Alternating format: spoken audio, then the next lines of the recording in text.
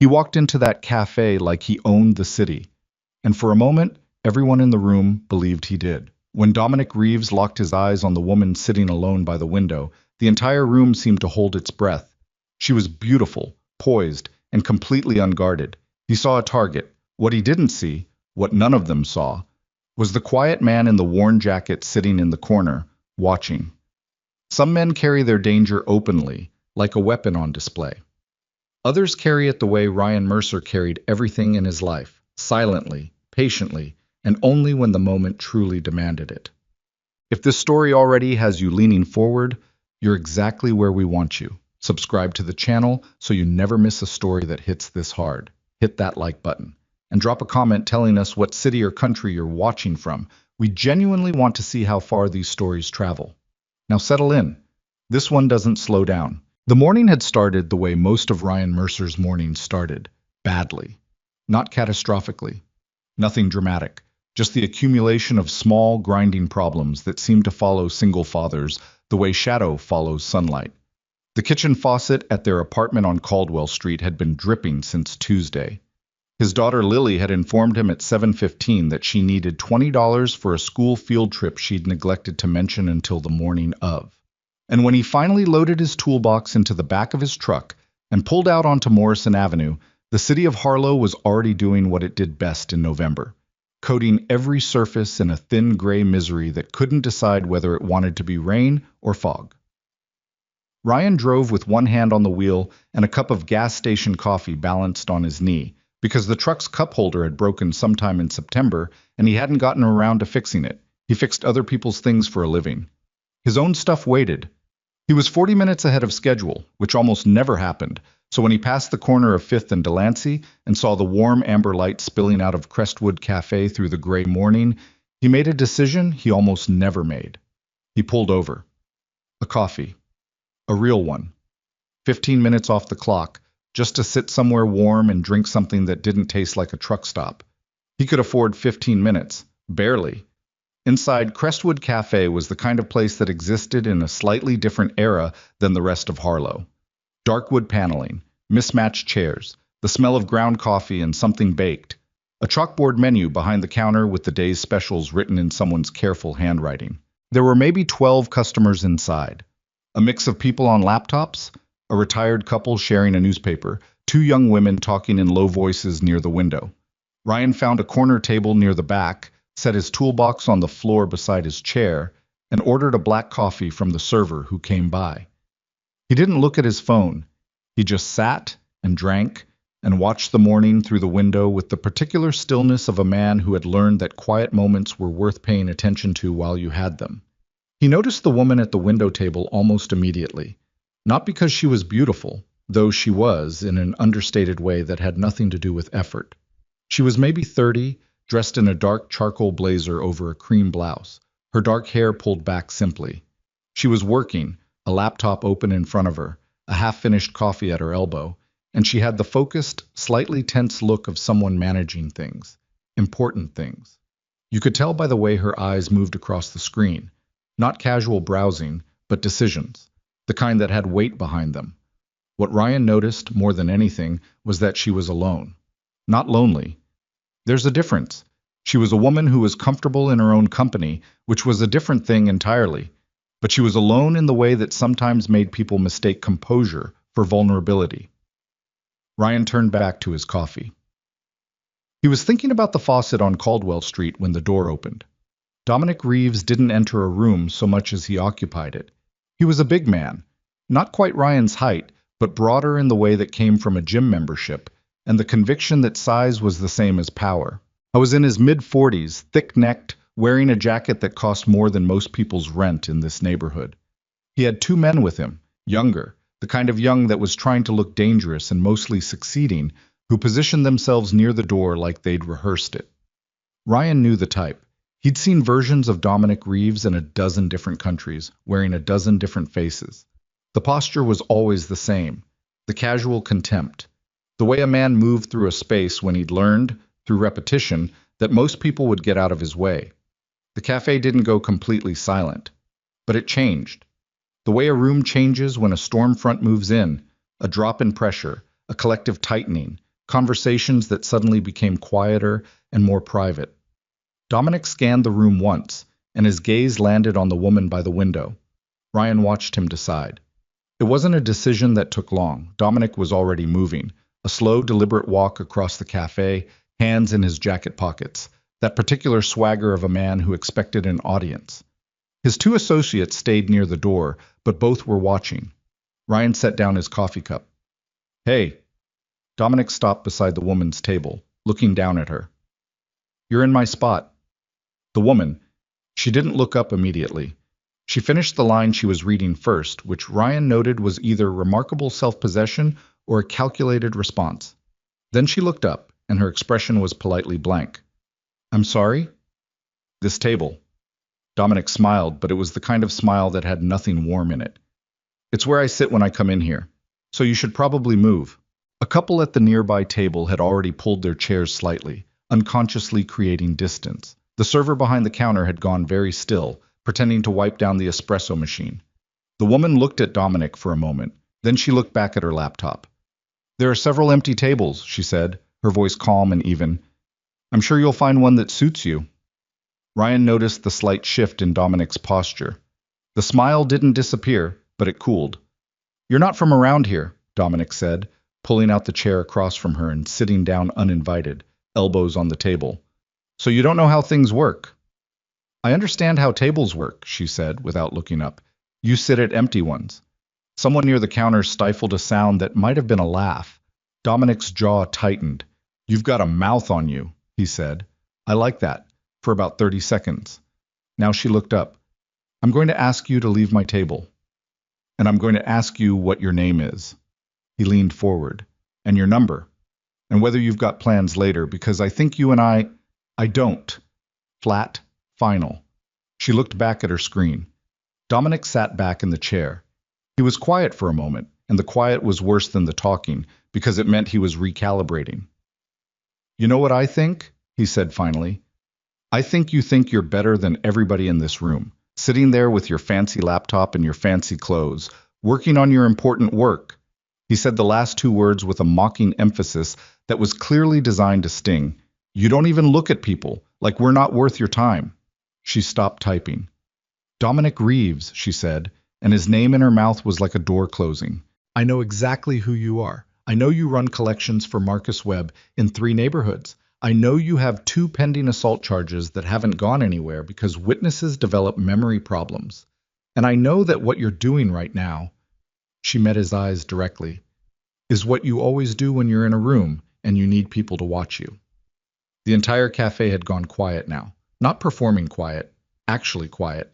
The kind that happens when something shifts and everyone in a room feels it. Dominic's expression had changed. The smile was completely gone. You want to be careful, he said, his voice low now, talking to me like that. I'm having coffee, she said. I'd like to keep doing that. Dominic stood slowly. For a moment Ryan thought it was over, that the woman's calm certainty had been enough, that Dominic would absorb the loss and walk away with whatever dignity he could reconstruct. Some men could do that. Ryan had met them. Dominic Reeves was not one of them. He reached down and closed the woman's laptop. Hey! Look at me when I'm talking to you. His voice had dropped further, into something uglier and quieter. I asked you a question. What's your name? Let go of my laptop. What's your name? He put his hand flat on top of the closed laptop, pressing down. She started to reach for it, and that's when he grabbed her wrist. Not hard enough to break anything, hard enough to make a point, hard enough to make her stop moving. Hard enough to make every person in that cafe look at their table, or their phone, or their coffee, making themselves small, making themselves invisible, because this was the moment where you decided whether you were involved or not, and almost everyone in that room was deciding, very quickly, that they were not. Let her go. The voice came from the corner table. It wasn't loud. It didn't need to be. There was something in its quality, measured, deliberate, the voice of someone who had learned that tone could carry more weight than volume, that cut through the room without effort. Dominic looked up. Ryan Mercer was standing beside his corner table. He hadn't crossed the room yet. He was just standing, his worn jacket slightly open, his toolbox on the floor beside his chair, a half-empty coffee cup on the table. He looked, objectively, like a man who repaired things for a living. He looked like someone's dad. He looked, by every visual measure available, like a person who had absolutely no business inserting himself into this situation. Dominic looked at him for a long beat. Then he started to laugh. It wasn't a private laugh. It was designed for the room, and the room, grateful for a reason to break the tension in a direction that felt safe, responded. A few chuckles. Someone near the counter quietly shook their head. One of Dominic's associates near the door made a comment too low to hear, and the other one smiled. "I'm sorry," Dominic said, still holding the woman's wrist. "Did somebody say something?" "I asked you to let her go," Ryan said. Same tone, same measured pace. "That's twice now." Dominic turned to face him fully, releasing the woman's wrist to do it, which he probably didn't even register. I was looking at Ryan the way he looked at anything he'd already decided wasn't a threat, with a kind of bored amusement. "What are you, her husband?" He looked Ryan up and down. "She's way out of your price range, pal. Why don't you sit back down and drink your coffee before you embarrass yourself?" More laughter. Not mean laughter, necessarily. The laughter of people who were uncomfortable and wanted the situation to resolve in any direction that let them off the hook. Ryan walked toward them. He walked like a man with nowhere to be. No urgency, no performance, just the measured footsteps of someone crossing a room because the room needed to be crossed. He stopped about 4 feet from Dominic, close enough to talk without raising his voice. "I don't know you," Ryan said, "and I don't have a problem with you. But I'm asking you to step back from this table, leave this woman alone, and let the rest of these people finish their mourning." He paused. "That's a reasonable ask." Dominic studied him. He was trying to read what he was looking at, and something, not fear, not quite, but a flicker of something that preceded it, moved behind his eyes and was quickly buried. "You got about 3 seconds to walk away," Dominic said, "before this gets real bad for you." "I know," Ryan said. Then he was inside Dominic's reach. Later, people who were in the cafe that morning would struggle to describe exactly what happened in the next 6 seconds. Not because it was fast, though it was, but because it looked nothing like what they expected. There was no swing, no collision, none of the messy brutality of a bar fight. Ryan moved the way a mechanism moves, with precision, economy, each motion serving an exact purpose and no other. A step, a shift of weight.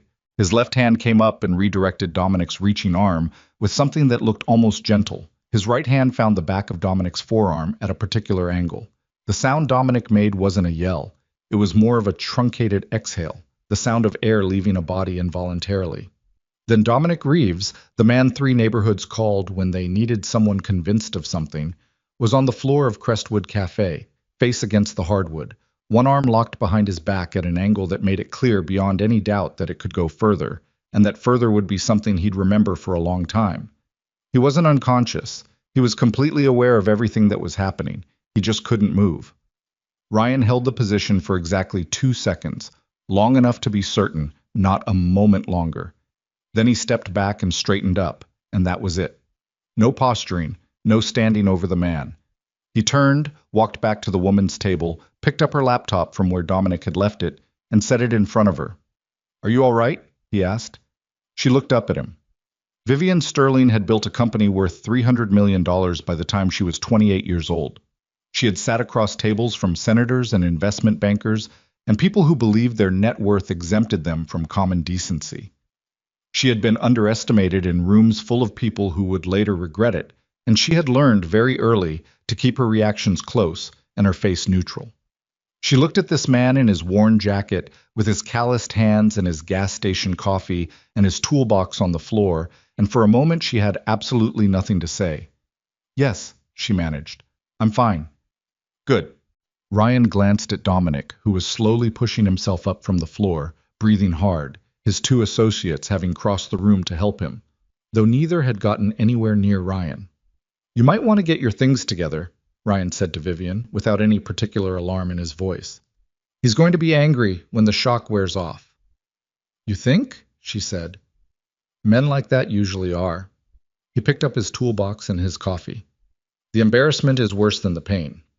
Dominic was upright now, braced between his 2 associates, his face a particular dark shade that had nothing to do with the physical encounter. His eyes were on Ryan with a fixed, hollow quality that Ryan recognized. He'd seen it before. It was the look of a man calculating, not retreating. You know what you just did? Dominic's voice had changed, quieter, the performance stripped out of it, something colder underneath. You have absolutely no idea what you just did. Ryan looked at him for a moment. I asked you twice, he said simply. Dominic pointed a finger at him. Not a gesture, a promise. Then he looked at Vivian. Both of you. He let the two words sit there, complete on their own. His associates walked him out. The door closed. The cafe was very quiet. Then, all at once, it wasn't. Conversations erupting, phones appearing, the server behind the counter exhaling loudly and leaning against the back wall. A woman at a corner table started crying quietly, which seemed to surprise her as much as anyone. The retired couple with the newspaper were both staring openly at Ryan, the newspaper forgotten, their coffee going cold. Ryan sat back down at his corner table. He picked up his coffee. It had gone lukewarm during all of this. He drank it anyway. Vivian Sterling sat at her table and watched him do it. She noticed that his hands were steady. She noticed that he showed no particular interest in the reactions around him. Not the stares, not the few people who started to approach him and then seemed to lose their nerve. He wasn't absorbing the moment. He wasn't riding it. He was just a man who had done something because it needed doing and was now drinking the remainder of his coffee because he'd paid for it. She opened her laptop. Her wrist ached faintly where Dominic had grabbed it. She looked at it, then at the man in the corner, then at the door through which Dominic Reeves had just walked. Outside, through the cafe window, she could see a black SUV idling at the curb. The two associates were beside it. Their phones were out. Vivian looked back at Ryan Mercer. She had a feeling, the same feeling she'd had before certain board meetings, before certain deals, the feeling that something had just begun that was not, in any meaningful sense, finished yet, that the next few hours of her life were going to be significantly more complicated than she had planned. She reached for her coffee. Her hand was steadier than she expected.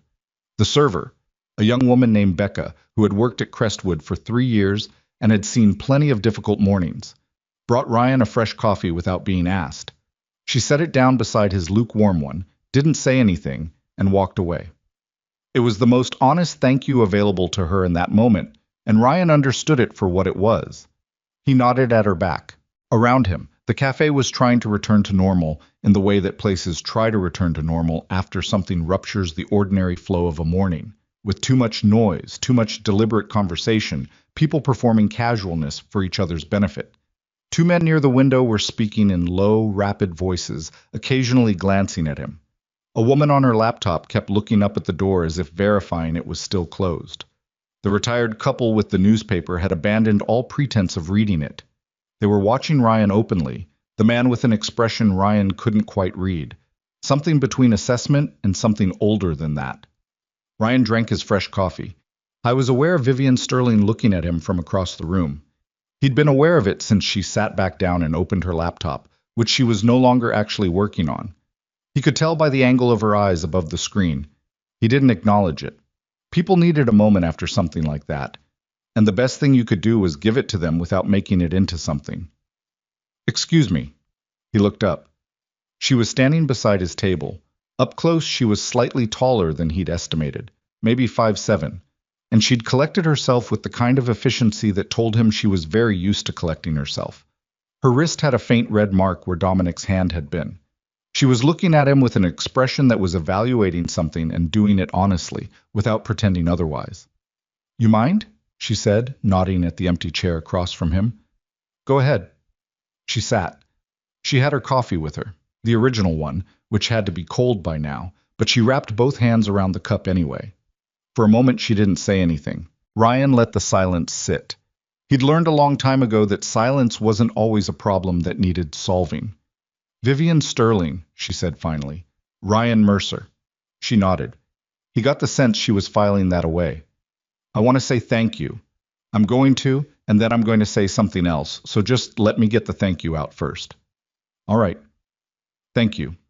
What you did, the way you handled that, I've had security contractors who couldn't have managed it that cleanly. She paused. That's not a figure of speech.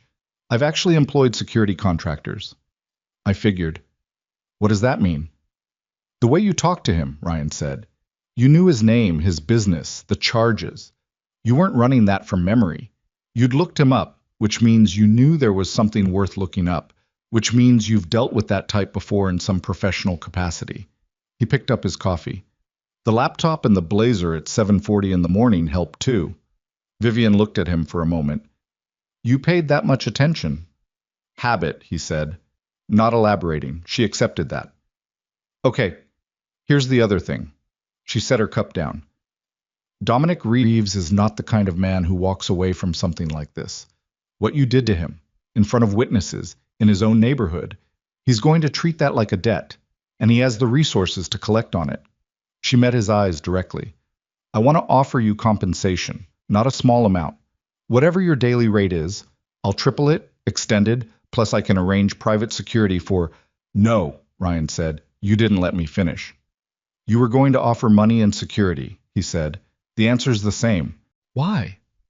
He thought about how to answer that without sounding like he was performing humility, which he wasn't. Because I didn't do it for you. I mean, I did it for you, but not in the way that creates an obligation. He was hurting someone who asked him to stop. That's a pretty simple thing to respond to. He looked at her. You don't owe me anything. Vivian Sterling had a particular face she made when she was processing something she hadn't accounted for. Her assistant Marcus could have told Ryan that. Her board members could have told him that. She was making it now. A slight narrowing of the eyes, a fractional compression at the corners of her mouth, the look of someone recalculating. Most people, she said carefully, who do something like what you just did, they want something out of it, even if it's just the story. Most people didn't have the morning I had, Ryan said. I just wanted a decent cup of coffee. A short sound escaped her. Not quite a laugh, but in the neighborhood of one. Is that true? My kitchen faucet's been dripping for 4 days. I've got a job on Caldwell Street I'm already behind on. And my daughter told me at 7:15 this morning that she needs $20 for a field trip she forgot to mention.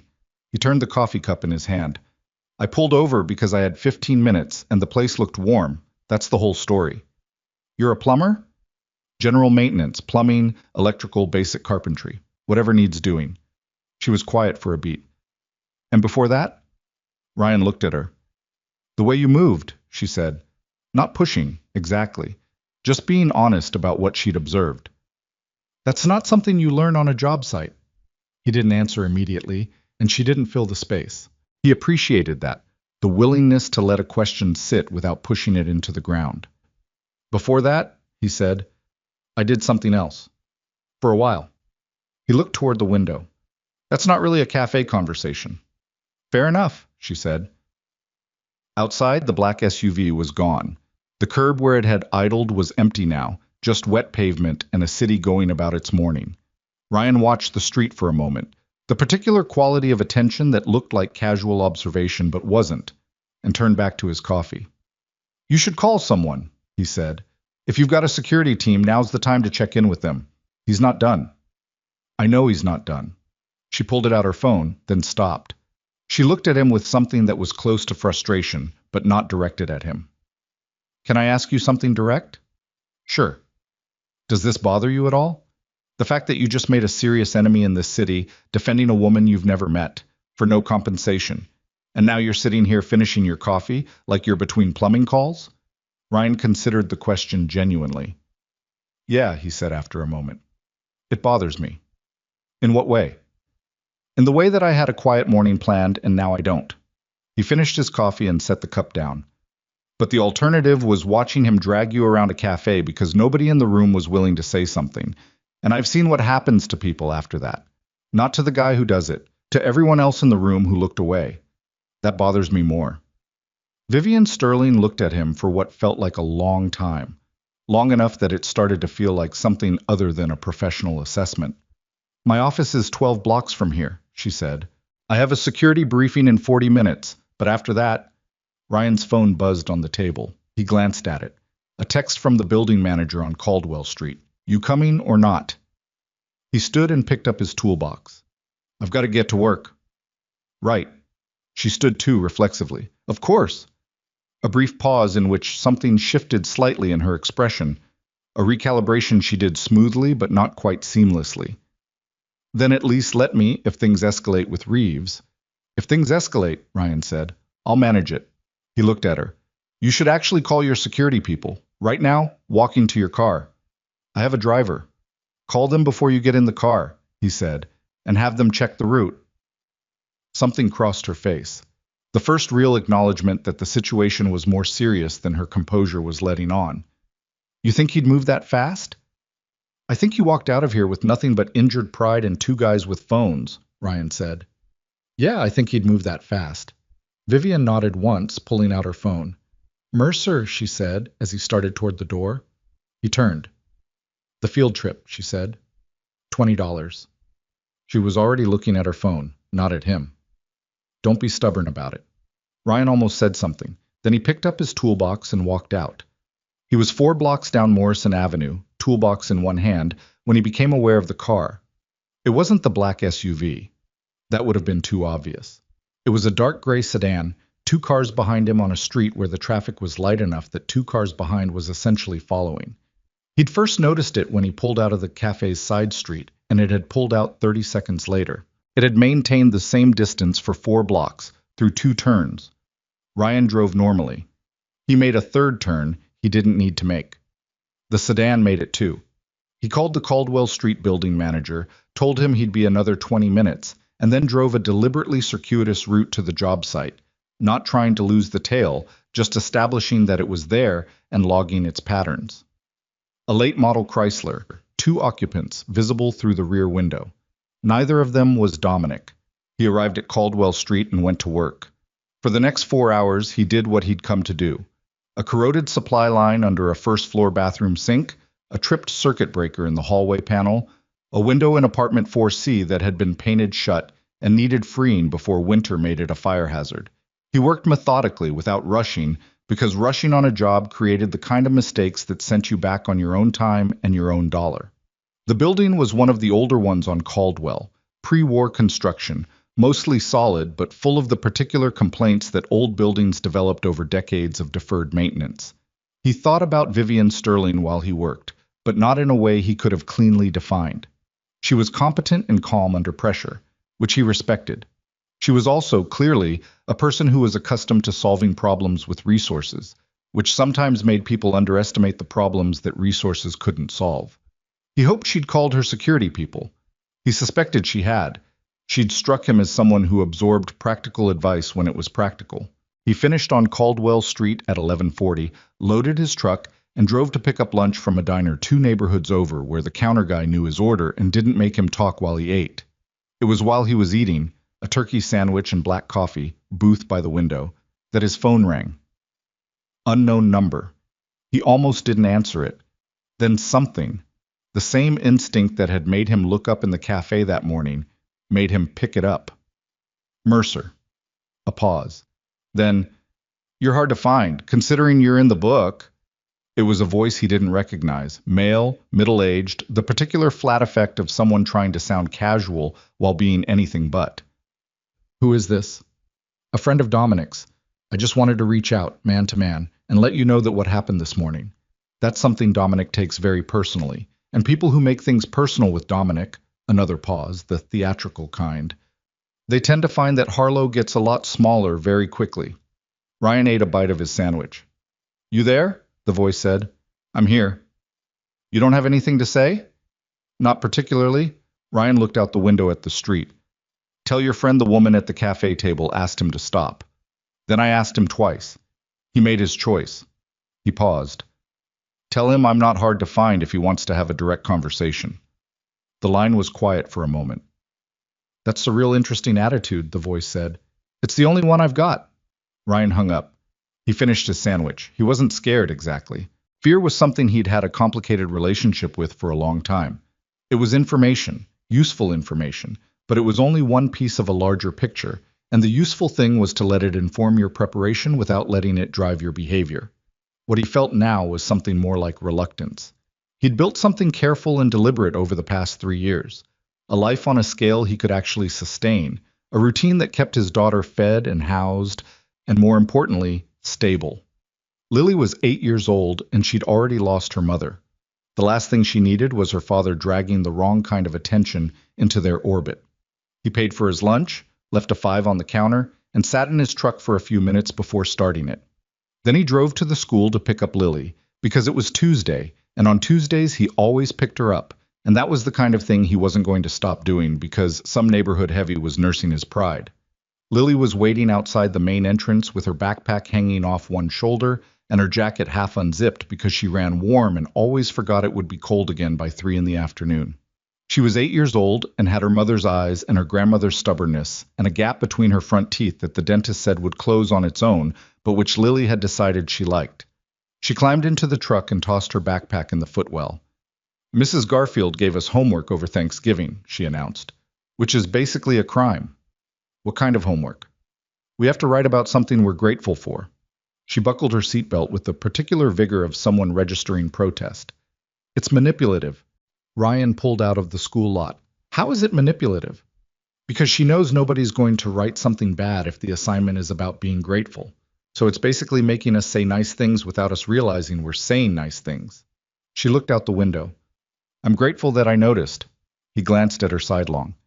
"You could write that." "Mrs. Garfield would not appreciate that." "No," Ryan agreed. "Probably not." They drove in comfortable silence for a few blocks. Lily had a particular talent for silence. She could fill a room when she wanted to, but she also had these pockets of quiet that Ryan had come to recognize as her thinking face, the internal version of whatever she did when she was deciding something. "There were police at Sophie's mom's salon today," Lily said eventually. "Sophie said someone got beat up in a cafe on 5th Street. Was that near where you were this morning?" Ryan kept his eyes on the road. "Yeah, it was near there." "Did you see what happened?" "I was there when it happened," he said. Lily turned to look at him directly. "Were you involved?" He'd made a decision when she was very young that he wasn't going to lie to her. Not about the important things. He could redirect, simplify, spare her the details. But the outright lie was a door he didn't want to open, because once you started, you had to keep building around it. "A man was bothering someone," Ryan said. "I asked him to stop." Lily was quiet for a moment. "Did you have to?" she started. "He didn't want to stop on his own." Another silence. She turned back to the window, watching the city go by. When she spoke again, her voice was quieter. "Are you in trouble?" "No," he said. And then, because she'd inherited her mother's ability to read a non-answer, "It might be complicated for a little while, but I'm handling it." "You always say that. It's usually true." "It's true right up until it isn't," Lily said, with the particular solemn precision of an 8-year-old who had been listening to adult conversations longer than most people realized. Ryan didn't have a clean answer for that. He reached over and briefly squeezed her shoulder, which was about as much as she'd accept in public, even with nobody watching. "I'm handling it," he said again. The evening was a negotiated peace between homework and dinner, Lily at the kitchen table with her notebook while Ryan made pasta from what was in the refrigerator, which wasn't a lot, because grocery shopping was something that kept sliding to the bottom of his week. He found half a pound of penne, a can of crushed tomatoes, some Italian sausage that was technically still good, and a block of Parmesan that had gone slightly hard at the edges, but was fine once you got past it. He cooked, and Lily wrote about what she was grateful for, and by the time dinner was on the table, she'd produced 4 sentences about the gap in her teeth, which she'd decided to go with anyway. "Mrs. Garfield will think you're being difficult," Ryan said. "Mrs. Garfield thinks I'm being difficult when I ask questions in class," Lily said. "I might as well be consistently difficult." Ryan ate his pasta and thought about the gray sedan, and Dominic Reeves's flat-voiced friend on the phone, and Vivian Sterling's face when he'd walked toward Dominic across the cafe floor. The particular controlled neutrality of a woman deciding how much of what she was actually feeling she was going to let show. He thought about the way she'd said thank you, direct, no softening, no social decoration around it. He'd known people who used politeness like a layer of insulation between themselves and whatever they were actually experiencing. She wasn't one of them. When she'd said thank you, she'd meant it exactly as much as the words carried, no more and no less. And that was the kind of honesty you didn't always find in a person. His phone sat on the counter, quiet. He did the dishes. He helped Lily with 2 long division problems she'd been saving to argue about. He checked the lock on the apartment door twice, which was once more than usual, and noted the fact and chose not to explain it to himself in terms that required action. Just before 9, Lily's babysitter, Donna, who lived 2 floors up and was 63 years old and had no illusions about her role, which was to make sure Lily ate, did homework, and went to bed on the rare occasions Ryan had to work late, texted to say she'd left a container of soup in the hall. Ryan retrieved it without bothering to wonder why Donna always made soup when the news featured something upsetting. He was locking the door again when his phone lit up. A number he didn't recognize, but different from the afternoon's call. He picked it up. Mr. Mercer. A woman's voice, professional, clipped. My name is Janet Osei. I'm head of security for Sterling Consolidated. Ms. Sterling asked me to contact you. Ryan leaned against the wall beside the door. All right. We've been monitoring Dominic Reeves's associates since this morning. There's been significant communication traffic among a group of roughly 8 individuals, and based on the pattern, we have reason to believe they're planning an escalated response, tonight or tomorrow. A brief pause. Ms. Sterling wanted you to know. I appreciate that. She also wanted me to reiterate, the offer's still no, Ryan said. A short pause.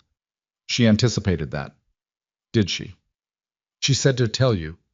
Another pause, the sound of someone reading from a note. The same logic you applied in the cafe applies here. Nobody should have to handle this alone because they've decided not to accept help.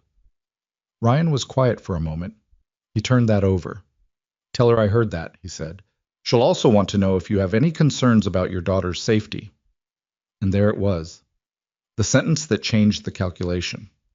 Ryan stood in the hallway of his apartment with the phone against his ear and the familiar sounds of Lily's television coming from behind the bedroom door, some cartoon with an overdramatic score, and he let himself sit with the shape of the problem as it actually existed, not as he'd been framing it. Yes, he said. I have concerns. Ms. Sterling has suggested that Donna Paulson, your neighbor, 2 floors up, could be relocated temporarily to a secure location with Lily if... No, Ryan said. Lily stays in her routine. She goes to school. She comes home. That's non-negotiable. He moved away from the wall and walked to the window, looking down at the street. The gray sedan wasn't there. The street looked the way it always looked, which didn't mean anything. If the risk calculus changes, I'll reach out. Ms. Sterling's direct line, Janet said, and recited a number. Any hour. Got it. One more thing. The woman's voice shifted, still professional, but with something added, something that wasn't on the script. What you did this morning, I've been in security for 19 years. I don't know many civilians who would have stepped in. I'm not exactly a civilian, Ryan said. A brief silence. No, she said. That was clear from the footage. Ryan blinked. There's footage. Café has 2 cameras. Miss Sterling's team pulled the files this afternoon. He hadn't considered that. He wasn't sure how he felt about it, but he filed it and moved on because there was nothing actionable about it right now. Good night, Ms. Osei. Good night, Mr. Mercer. He hung up and stood at the window for another few minutes, watching the street. A couple walked past with a dog. A delivery truck idled at the corner and then moved on. Ordinary city sounds, the ones that formed the background noise of his life and Lily's life, the texture of the days they'd built together since Claire died. He thought about what Vivian Sterling had said to him through her security chief. Nobody should have to handle this alone because they've decided not to accept help. He thought about how he'd said the same thing to himself, in different words, when he'd stood up from the corner table that morning. He turned off the kitchen light and went to check on Lily. She was asleep with her notebook open on her chest, the gratitude assignment face up, her 4 careful sentences about the gap in her teeth visible in the light from the hall. The television was still on. Ryan turned it off, moved the notebook to the desk, and pulled her blanket up. He stood in the doorway for a moment. Then he went back to the living room, sat in the chair by the window, and didn't sleep. Outside, Harlow continued doing what it always did, generating its low, constant noise, its car horns and distant conversations, and the particular rumble of the city settling into the hours between midnight and morning when it was the quietest it ever got, which still wasn't very quiet at all. Ryan watched the street and thought about the 8 individuals Janet Osei's team had identified and the pattern of communication she'd described, and the gray sedan that had followed him for 4 blocks before he'd arrived at Caldwell Street. He was a man who had spent years reading situations before they became situations, And this situation had the particular feeling, the weight and shape of it, the way the pieces were organizing themselves, of something that was going to move before the city woke up tomorrow. He sat by the window and he waited, because waiting, done correctly, was also a kind of preparation. He dozed once, briefly, sometime after 2 in the morning, the chair by the window, his jacket still on, the kind of shallow sleep that wasn't really sleep so much as the body insisting on a minimum. He came back to full awareness at 2:43 without an alarm, the way he always did, the way that had been trained into him so thoroughly that it had stopped feeling like a skill and started feeling like a condition. The street below was empty. He sat for a moment taking inventory, the sounds of the building settling, Lily's door still closed, the faint drip from the kitchen faucet that he still hadn't fixed. Everything where it was supposed to be. He got up and made coffee. By 5:30 he'd showered, eaten something that didn't deserve to be called breakfast, and was sitting at the kitchen table with his phone and a legal pad where he'd written down what he knew and what he suspected and the gap between those two things. It was an old habit, making the invisible visible, forcing vague threat into specific shape. A listed thing was a thing you could respond to.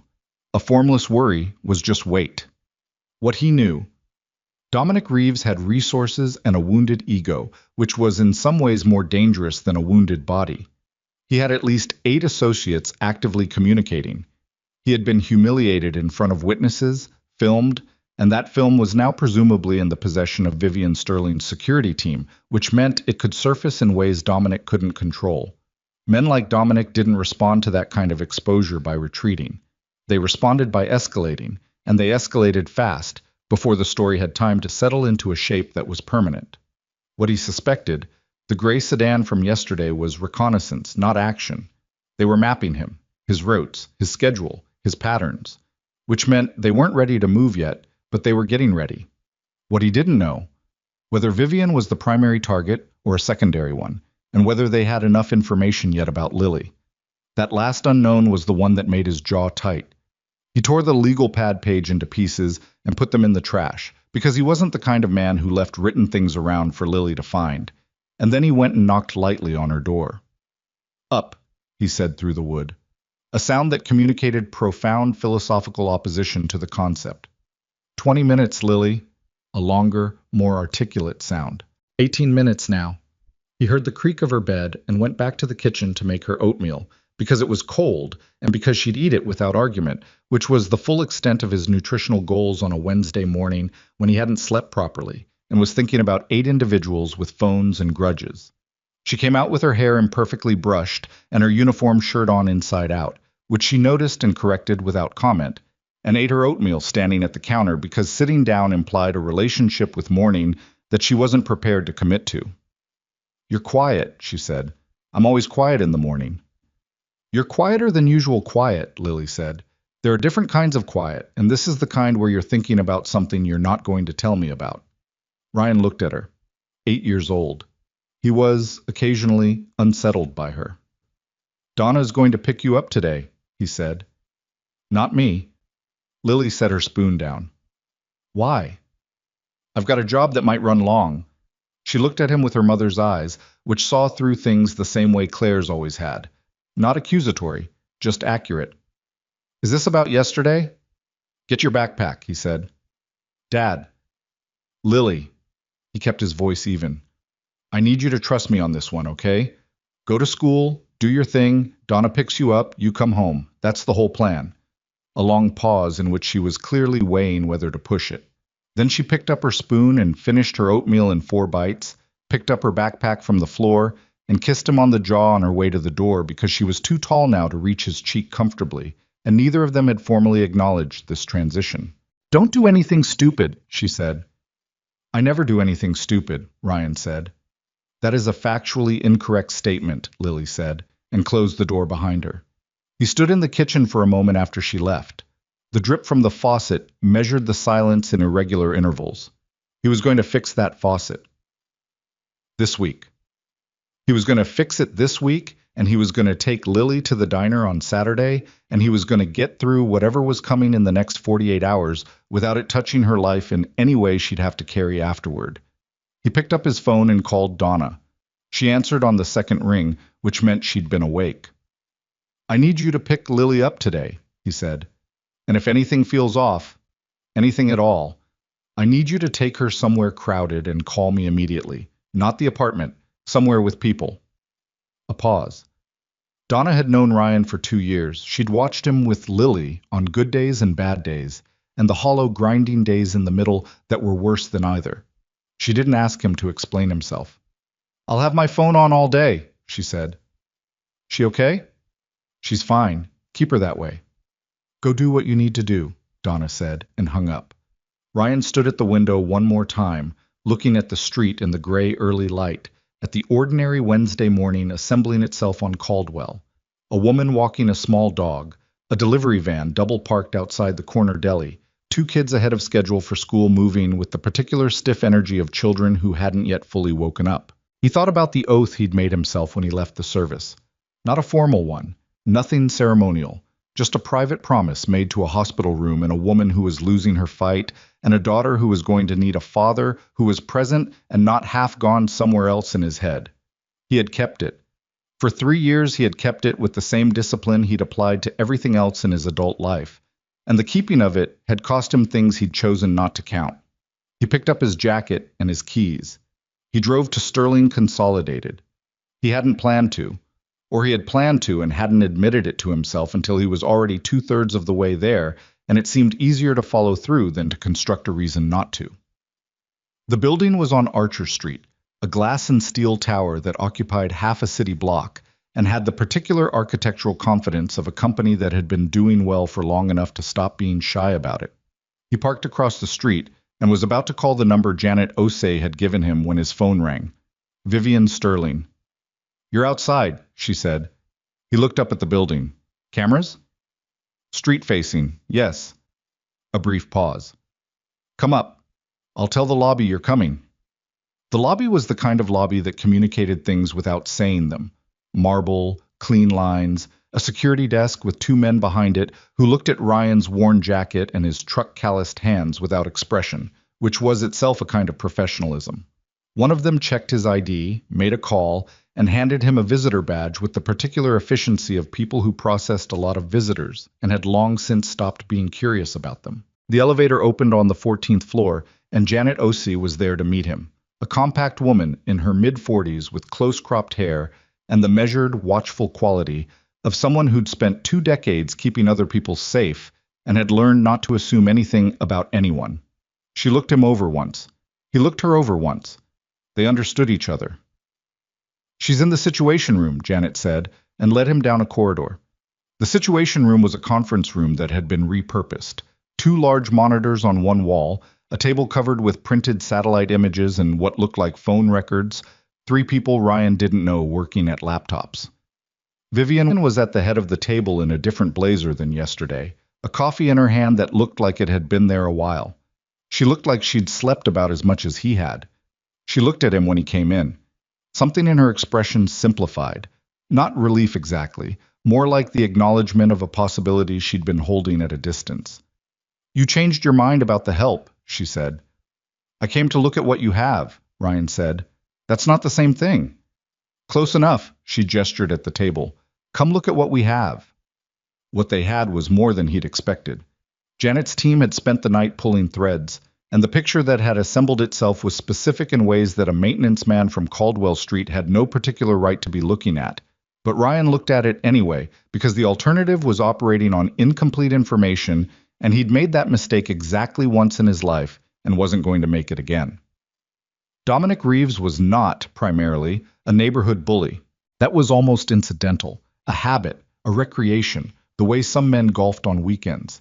His actual business was debt enforcement for a man named Marcus Webb, whose actual business was a portfolio of loans made to small businesses at interest rates that guaranteed default, at which point Webb's people moved in and the business changed hands.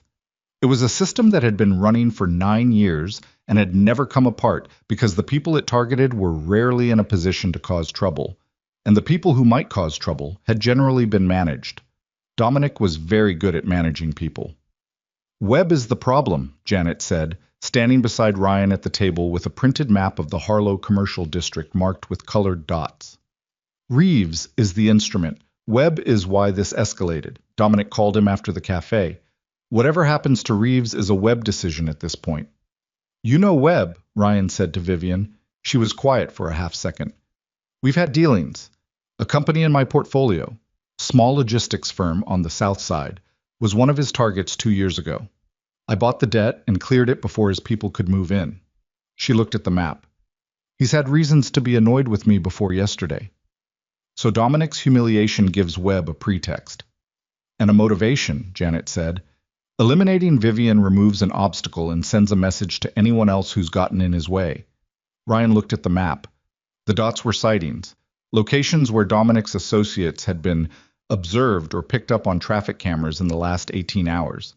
The pattern was visible once you knew what you were looking at. They're not watching the building, he said. No, Janet said. They know the building is too hard. Cameras, security, controlled access. He traced a line between 3 of the dots with his finger. They're watching the route, between here and... He looked at Vivian. Where are you going tonight? She met his eyes. Something moved behind hers. The recognition that he'd already seen what her security chief was still processing. The Harlow Children's Foundation Gala, she said. Birch Hall. It's been on the calendar for 3 months. I'm a co-chair. Public event. Very. What time do you leave? 7. Ryan straightened up from the table and looked at Janet. You've already figured this out, he said. It wasn't a question. We figured it out at 4 this morning, Janet said. The question was whether to cancel the event. You can't cancel, Ryan said. Not without tipping them that you know what they're planning, and the moment they know you know, they adjust. And you don't know what they adjust to. Which is what I told her at 4:15, Janet said with a dry precision that Ryan respected. Vivian put her coffee down. So what do we do? Ryan looked at the map again. The route between Sterling Consolidated and Birch Hall ran through 3 blocks of the Harlow Warehouse District. Older streets, lower foot traffic, enough industrial architecture to provide cover for half a dozen men with bad intentions. If he were planning this, which he wasn't, it's where he would do it. You go to the event, he said. On time, normal route, normal security. Vivian raised an eyebrow. And let them hit us in the warehouse district. No, Ryan said. And let them think they're hitting you in the warehouse district, while your actual car takes a different route and arrives 10 minutes early through the service entrance. Decoy, Janet said. Decoy. Your security team in the primary vehicle, marked clearly enough that anyone watching the building will identify it. Police coordination, so there are assets in position when Dominic's people make their move. Controlled environment, predictable timeline, no civilian exposure. He looked at Janet. Can you coordinate with Harlow PD in the next 8 hours without the information leaking to anyone Webb has access to? Janet looked at him with the expression of a woman who had spent 19 years in security and was recalibrating an assessment she'd made when he first walked in. I know someone at Violent Crimes who owes me a conversation, she said. Make the call, Ryan said. He spent the next 6 hours in that building. He hadn't intended to. But the plan required detail work, and he was the one who could see the detail with the most clarity. And every time he tried to hand off a piece of it and step back, there was a gap. Something the security team didn't know how to account for because they hadn't operated in spaces where this kind of thing happened. And you had to think 6 moves ahead while also thinking about what the other side was thinking about what you were thinking. He ate lunch from the building's cafeteria, a chicken sandwich and a bag of chips that he ate standing up while reviewing a map. And around 2 in the afternoon, he called Donna. Everything okay? He asked. Lily's eating a granola bar and arguing with me about whether homework counts as exercise, Donna said. She's fine. Good. He let out a breath he'd been carrying since morning. I might be late. You're always late when you say you might be late. Donna, we're fine, Ryan. Go do your thing. He went back to the map. At 4:30, Vivian came and stood beside him at the table where he'd been working through approach vectors with Janet's second-in-command, a former state trooper named Delgado, who was thorough and literal and caught 3 things Ryan had missed. You should eat something real, Vivian said. She set a container of food on the corner of the table, something from the executive dining room, an actual meal. That sandwich from the cafeteria was 4 hours ago. Ryan looked at the container, then at her. The cameras in the cafeteria too, he said. I asked someone to check on you, she said without apology. You've been in here working for 6 hours on a problem that's technically mine. It stopped being just yours when they put people outside my building, Ryan said. He looked at the food. Thank you. He ate while they talked, which was not a habit he normally had, but necessity made adaptable. Vivian sat across the corner of the table from him, not performing casualness, but genuinely settling into it, the way people do when they've been running at high tension for a long time, and a moment of relative stillness becomes something to inhabit rather than rush through. How long were you in? She asked. He glanced at her. The military, she said. Janet's contact at Violent Crimes ran your background this afternoon. She told me the broad strokes. I'm asking you. Ryan put his fork down. He looked at the table for a moment, not uncomfortable with the question, just deciding where to put it. 12 years, he said. Navy, last 6 years in SEAL teams. What made you leave? 2 things. He picked up the fork again. A mission that went wrong in a way I couldn't get past, and a daughter who needed a father who was actually present. He ate. Those 2 things happened close together. The mission is not a cafeteria story, he said. Not harsh, just a door with a label on it. She nodded. He appreciated, again, her willingness to accept a boundary without making it into something. Claire, she said. Your wife. He looked at her. Janet told me. I'm sorry. It's been 3 years, he said, which was the answer he gave when he didn't have a better one. It was true. It was also not the whole truth, because grief didn't have a clock, and 3 years was at the same time a long time and no time at all, depending on which version of a Tuesday you were having. Vivian didn't offer a consolation. He was grateful for that too. People who offered consolations usually did it for their own comfort. Tell me about Lily, she said instead. He looked at her, surprised by the shift. You've been worried about her all day, Vivian said. Every time your phone goes off, you check it the same way. I just thought, a slight pause, it might help to talk about her instead of about approach vectors for a few minutes. Ryan sat with that for a moment. She's 8, he said. He found himself at a loss for a second, which didn't happen often. She's smarter than I was at her age by a significant margin. She doesn't let things go. She has very strong opinions about homework policy and what constitutes a fair bedtime and why the tooth gap is an asset. He looked at the table. She's her mother in the eyes and me everywhere else, which is sometimes a lot to look at. Vivian was quiet.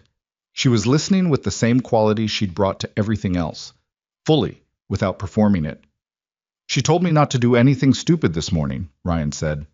That tracks, Vivian said. He almost smiled, something close to it. She's going to be all right, Vivian said. Tonight. I need you to know that I understand what it costs to have her be the reason this situation concerns you, and I'm not taking that lightly. Ryan looked at her directly. I know you're not, he said. They held that for a moment. Then Delgado came back into the room with a printed update from Janet's contact at Violent Crimes, and the moment passed into the next part of the day. By 5:30, the plan was as solid as they could make it. Detective Aaron Briggs from Harlow PD Violent Crimes, a lean, tired man who had worked the web periphery for 3 years without ever being able to close it, had committed 4 plainclothes units to the Warehouse District route, with 2 additional marked units on standby at the Birch Hall perimeter. Janet's team would run the decoy vehicle. Vivian's actual transport would leave through the building's loading dock at 6:45, take a 3-block deviation, and arrive at Birch Hall via the service entrance exactly as the main event doors opened. Ryan's role was not defined in any formal sense. He'd made that clear.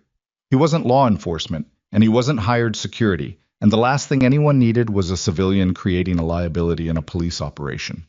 He drove to Donna's apartment at 5:50 and sat in the truck for a moment before going up. Lily was at Donna's kitchen table doing homework, the real kind, math, not the gratitude assignment.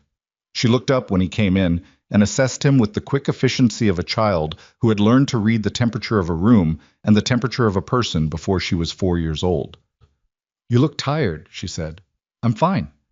You also look like something happened. Nothing happened, he said. I'm taking you home. She packed her things without argument, which was its own kind of signal. She knew when to push and when to leave it, and right now she was leaving it. He thanked Donna, who pressed his hand briefly and didn't ask, and he took Lily downstairs to the truck. They were 2 blocks from home when his phone rang. Janet. Change of plan, she said, and her voice had the particular tightened quality of someone managing new information fast.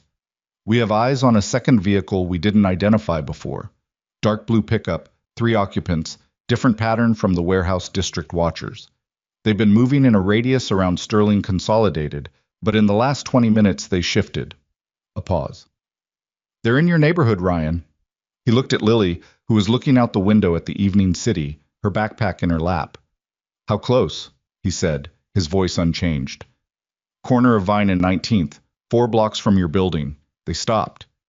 The truck was at a red light on Morrison. Ryan looked at the intersection ahead, at the route home, at Lily's reflection in the passenger window. The light turned green. He took a left instead of a right. Lily looked at him. "This isn't the way home." "I know." "Dad." "Lily." He kept his voice level. "I need you to stay calm and trust me for about 10 minutes. She looked at him for a long moment. Something in her face that was too old for 8 years old and broke his heart a little, the way it always did when he saw it. She turned back to the window. "Okay," she said quietly. He called Donna from the truck and told her to go to her sister's place for the night. Don't argue, take what she needed for one night and go.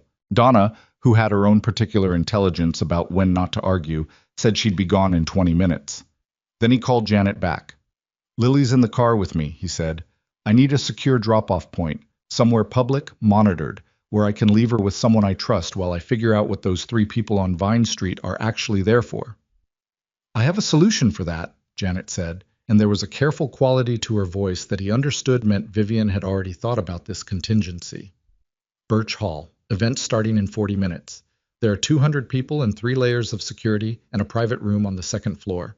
Lily would be with event staff and building security." Ryan looked at his daughter. She was watching him. "Lily," he said, and his voice came out slightly rougher than he intended. "How do you feel about a fancy party?" She looked at him with the expression of someone who understood that the question was not really about a fancy party. "Will you be there?" she asked.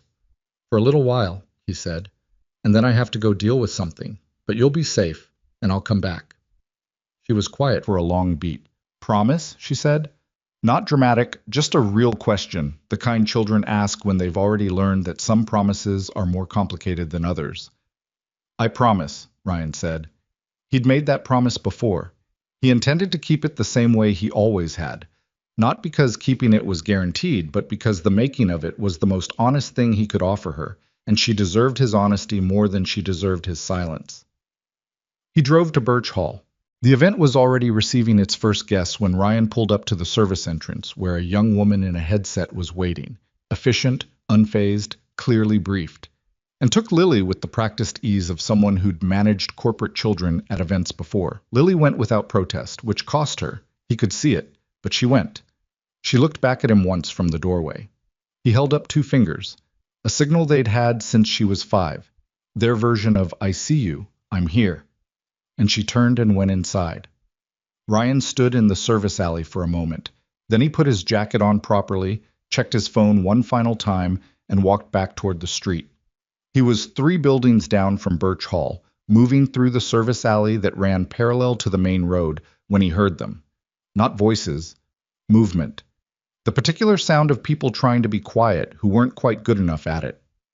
From the direction of the building's east side, where the street-level parking gave way to a loading area, 2 men were moving along the wall with the specific economy of people who had a plan and a timeline. Ryan stopped. He processed the information as it came in. 2 men here, which meant the third from the blue pickup was somewhere else. Somewhere covering an exit, or covering the front, or... And this was the calculation that moved fastest through him. Monitoring the point where Vivian's legitimate car would arrive. Separate from wherever Dominic's main unit was positioned in the warehouse district. This was not the decoy operation. This was a separate arm of it, a backup, or a contingency, or, most likely, a parallel track. Webb's planning, not Dominic's. Dominic was the hammer. This was something more precise. They were here for Vivian, not as a secondary target. She was the primary. He called Janet in a single breath. "Second team at Birch Hall East Side. 2 confirmed, 1 probable covering. This is not the warehouse operation. This is separate. Webb's people." A half-second of silence. "Vivian's en route," Janet said. 6 minutes out." I need those 6 minutes, Ryan said, and pocketed the phone. He moved along the service alley with the particular quality of motion that left no sound behind it. Something that had once been trained and was now simply what he was in his body. The way a language learned young never fully becomes foreign. He came around the corner of the loading dock with his hands visible and his movements unhurried, because the worst thing you could do when approaching armed men in a dark alley was move like you were afraid of them, and Ryan Mercer had not been afraid of a dark alley in a very long time. The first man heard him at 2 meters and turned. Ryan was already inside that distance. What followed lasted approximately 8 seconds and involved no particular drama, no combat movie choreography, no speeches, nothing that would look good on film. Just two men who had been positioned in a dark alley who found themselves on the ground in rapid succession, disarmed, their phones gone, zip-tied with the cable ties Ryan kept in his jacket pocket because they had about 100 professional uses, and occasionally this one. The third man was at the east corner of the building, monitoring the street. He heard something, maybe the sound of the second man hitting the ground, maybe some instinct, and turned and found Ryan already there. This one was faster. He went for something at his waist, and Ryan's left hand came down on the reaching arm with a force that ended the reach. And then it was the same sequence, controlled, efficient, no wasted motion. And the third man was on his knees against the wall, his phone on the ground, Ryan's hand on the back of his collar. "The other team," Ryan said. "Warehouse district. How many?" The man said nothing. Ryan increased the pressure at a specific point at the back of the man's collar, which was not pleasant. "5, the man said. "Are they moving yet?" A pause. "Are they moving?" Ryan said again. "They moved when we moved," the man said. "Coordinated. When we signaled—" Ryan was already calling Janet. "Warehouse team is moving now," he said. "Coordinated signal with the Birch Hall team. Your decoy vehicle is the target." "Briggs is already on them," Janet said, and he could hear controlled urgency in her voice. "4 units in position? We're good?" A brief pause. "Birch Hall team?" "Down," Ryan said. "Need police at the east service entrance." A longer pause. "Are you hurt?" Janet asked. "No." "Vivian is 2 minutes out," she said. "Ryan, thank you." He didn't say anything to that. He stood in the service alley with his hand on the third man's collar and the sounds of the city going about its business on the other side of the building wall, and waited for the sirens, which came, as they usually did, a little later than you wanted them and a little faster than you expected. The police arrived in 4 minutes, 2 units, then a third. Briggs came himself, Ryan would learn that later, from the warehouse operation, which had gone cleanly, all 5 men in custody before they'd gotten within a block of the decoy vehicle. Ryan gave his statement to a young officer who wrote in a notebook with a deliberate care that suggested he was trying very hard to get the details right. And Ryan answered every question accurately and without embellishment, because accurate information was what a police report needed, and embellishment was what it didn't. He asked once if he could step away to make a call, and the officer said yes. He called Donna, who was at her sister's, and fine. Then he went inside through the service entrance and up to the second floor and knocked on the door of the private room where Lily was sitting in a chair too large for her, eating crackers from a catering tray and watching something on a tablet that the event staff had found for her. She looked up when the door opened. She looked at him the way she always looked at him when he came back from something. A quick inventory, top to bottom, checking for the things he wouldn't tell her about. Apparently satisfied, she held up the tablet. "They have a documentary about deep-sea creatures," she said. "Did you know there are fish that make their own light?" "I did know that," Ryan said. "Why didn't you tell me?" He sat down in the chair beside her. His hands were steady. His shoulder was going to ache tomorrow. He'd caught an edge somewhere in the alley and hadn't registered it at the time. He'd ice it later. "I thought you'd find it on your own," he said. Lily considered this. That's a very passive parenting approach. "I encourage independent discovery." She looked at him for a moment longer. Then she turned back to the tablet and tilted it slightly toward him so he could see the screen too. They sat like that for a while, father and daughter in a room above a gala. Neither of them was dressed for, watching fish make light in the dark deep of the ocean. And the sounds from downstairs drifted up through the floor. Music, voices, the clink of glasses. 100 people doing the ordinary work of being alive in a city that was having, for most of them, A completely unremarkable Wednesday evening. Ryan watched the screen.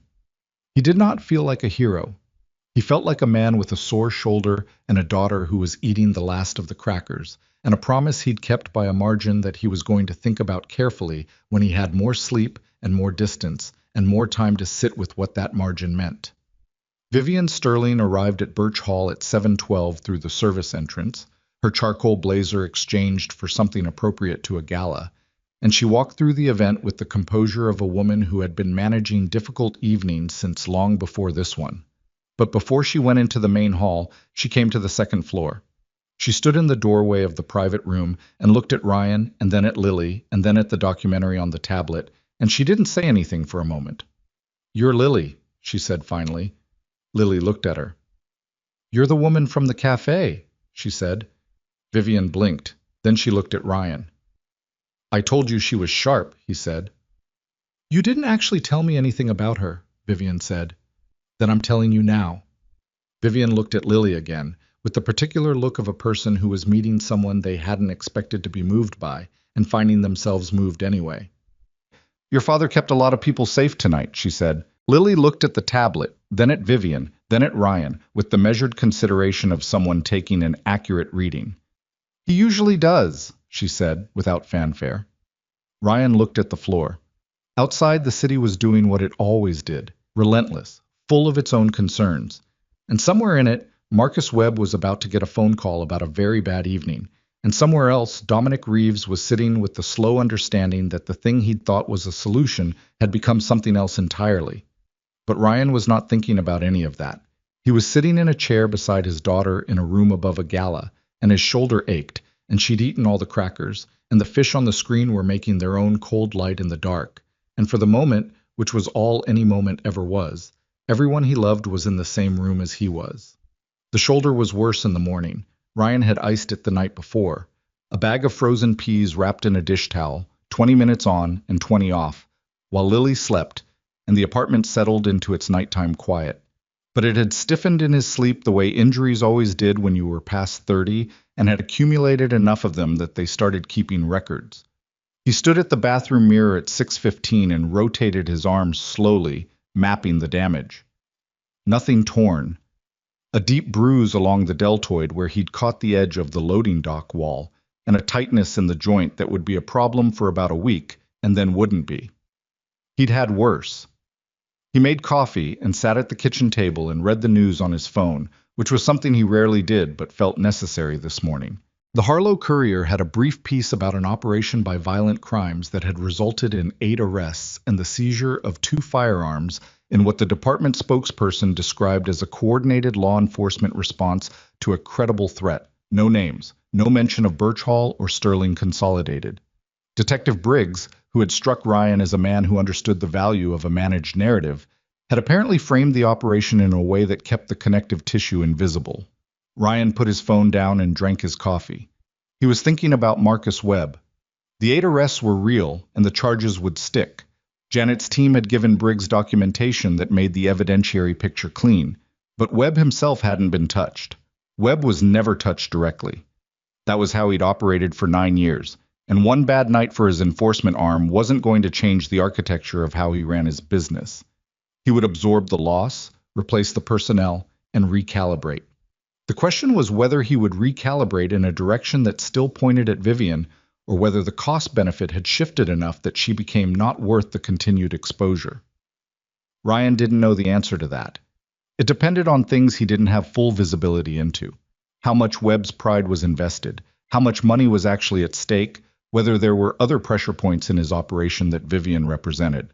He realized he was thinking about it the way he used to think about problems in the teams, mapping what he knew against what he didn't, running probabilities, building contingencies. He recognized the mode and noted it, and chose not to feel a particular way about it. Lily came out at 7, slightly more awake than usual, which she attributed to the crackers from last night apparently being very good crackers. "Gala crackers are different from regular crackers," she said, getting her cereal. "How so?" "They taste like someone cared about them," she said, which Ryan thought was either a very deep observation or a very funny one, and possibly both. He drove her to school himself. He watched her go in through the main entrance, watched the door close behind her, and sat in the truck for an extra minute before pulling away. His phone rang at 8:40 while he was on the highway. Vivian. "How's the shoulder?" she said. He'd forgotten about the shoulder by the time he left Birch Hall. He must have shown it somewhere, in some small way. "Fine," he said. "Janet said you caught the loading dock. Janet's thorough. That's why I pay her." A brief pause, and in it he could hear the sound of her office, the low ambient hum of a building that was already fully in motion at 8:40 on a Thursday morning. "I want to talk to you, in person, not about security, not about web, just, I'd like to talk to you." Ryan looked at the highway ahead of him. He had 3 jobs today: a leaky radiator pipe in an apartment on Grant Street, a door frame repair in the West Side Commercial District, and a commercial refrigerator unit in a restaurant kitchen that had been making a noise described by the owner as like a dying cat, but angrier. "I've got jobs today," he said. "I know. I'm not asking you to clear your schedule." Another pause. "There's a diner on Clement Street called Polly's. Do you know it?" "I know it." 6 o'clock? After you're done. I'll be the one without a toolbox." He was quiet for a moment. "Okay," he said. He fixed the radiator pipe on Grant Street, which turned out to be less a leak and more a slow catastrophic failure of a joint that had been painted over approximately 4 times, and was now held together by optimism and mineral deposits. He fixed the door frame in the West Side Commercial District, which took an hour and a half, and required a conversation with the building super about why the frame had warped in the first place that the super did not enjoy having. The restaurant refrigerator was indeed making a sound like a dying cat, but angrier, which turned out to be a failing compressor fan that he replaced in 40 minutes, while the kitchen staff worked around him with the practiced indifference of people who had long ago decided that maintenance was someone else's problem until it wasn't. He finished at 5:20, cleaned up in the restaurant bathroom, and drove to Clement Street. Polly's was a corner diner of the old school: counter seating, vinyl booths, a menu laminated to the table, coffee that came automatically when you sat down. The kind of place that had been in the same location for so long it had become part of the neighborhood's self-image. Ryan liked it because they didn't look at you when you came in alone, and they didn't rush you when you sat. Vivian was in a booth near the back. She'd changed from her office clothes into something less formal: dark jeans, a simple gray sweater, and she had both hands around a coffee cup that she'd clearly been waiting over for a little while. She looked up when he came in, and her expression did the thing he'd noticed it doing: that brief simplified honesty before she reassembled whatever version of herself she was presenting. He sat down across from her. The waitress materialized with coffee before he'd taken his jacket off. "Thank you for coming," Vivian said. "You said it wasn't about security," Ryan said. "It isn't." "Or web." "It isn't." She turned her coffee cup in her hands. "I've been thinking about how to start this conversation since this morning, and I haven't landed on a good way, so I'm just going to start in the middle of it." "Okay." "I had Janet pull your full file," she said. "Not for security purposes. After last night, when I knew you and Lily were safe and the operation was done, I sat in my office and I—" She stopped, restarted. "I needed to understand who you are, not the maintenance contractor from Caldwell Street, not the SEAL, just who you are, as a complete picture. And I know that's an intrusion, and I'm not asking you to be comfortable with it. I'm just being honest about it." Ryan looked at her across the table. He should have been annoyed. He was aware that he should have been annoyed and noted that he wasn't, particularly, and set that aside to examine later. "What did you find?" he said. She took a breath. Ryan Thomas Mercer, 37 years old, born in Kettering, Ohio. Father was a machinist, mother taught elementary school. Enlisted at 22, Annapolis before that on an ROTC scholarship. Graduated in the top 8% of his class. 12 years Navy, last 6 in SEAL teams, specializing in maritime counterterrorism and hostage rescue. She wasn't reading, she'd committed it. 4 deployments, multiple commendations. Then a mission in November, 11 years ago, that's classified at a level Janet's contact couldn't access, and a medical separation 6 months later, and then nothing from the official record until a business license for Mercer General Maintenance, LLC, filed 3 years ago in Harlow. She paused. "And Claire?" Ryan was quiet. "Claire Mercer, née Bateman, 34 at time of death. Ovarian cancer, diagnosed 8 months before she died. Lily was 5. Vivian's voice was even, but the evenness was the kind that took effort. I'm sorry, Ryan. I mean that simply. I know you do, he said. The diner moved around them, the counter filling up with the after-work crowd, the waitress moving efficiently between tables, someone at the back laughing at something on their phone. The ordinary, ongoing noise of a city evening, indifferent and constant. The mission, Ryan said finally. The classified one. Vivian looked at him. I'll tell you, he said, not because your file asked for it, because you've been straight with me since a cafe on 5th Street, and I think you've earned a straight answer.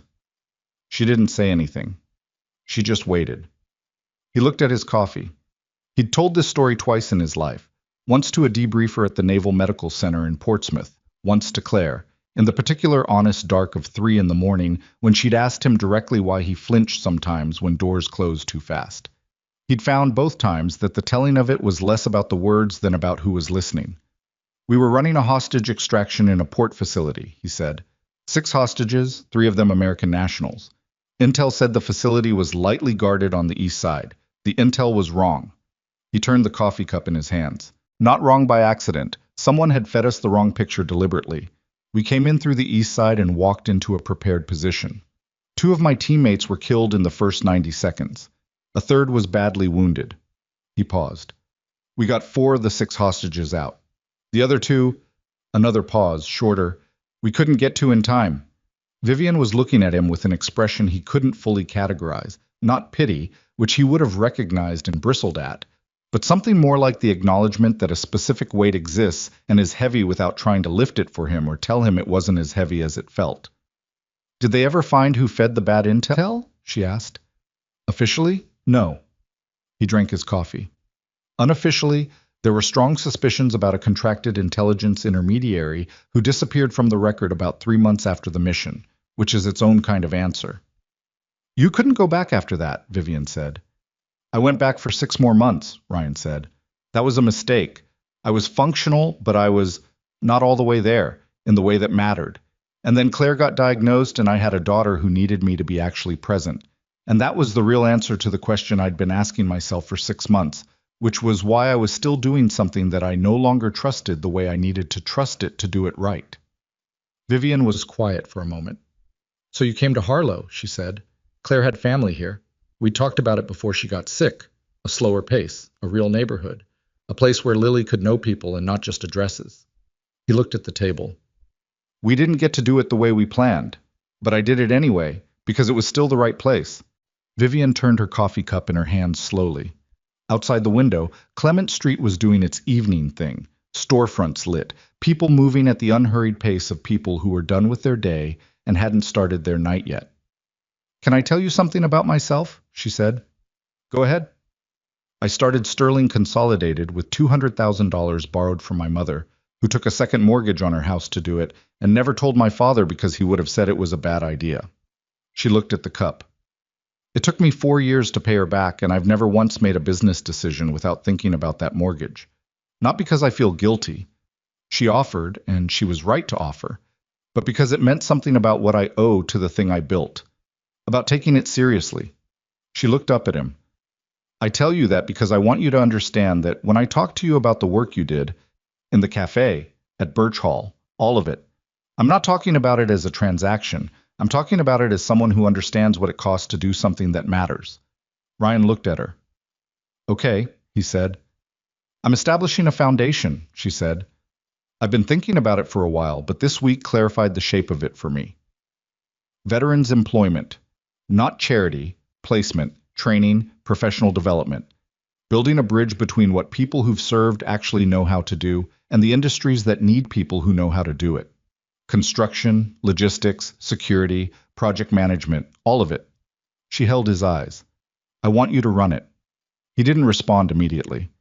Not as a favor, she said quickly. Not as a thank you. I've watched you think for 3 days, and the way you think, the operational clarity, the people management, the ability to hold multiple tracks simultaneously is exactly what that kind of organization needs in its leadership. I fix things for a living, Ryan said. Yes, she said. You do. And you're good at it. and it pays your bills and it's honest work, and I'm not diminishing any of that.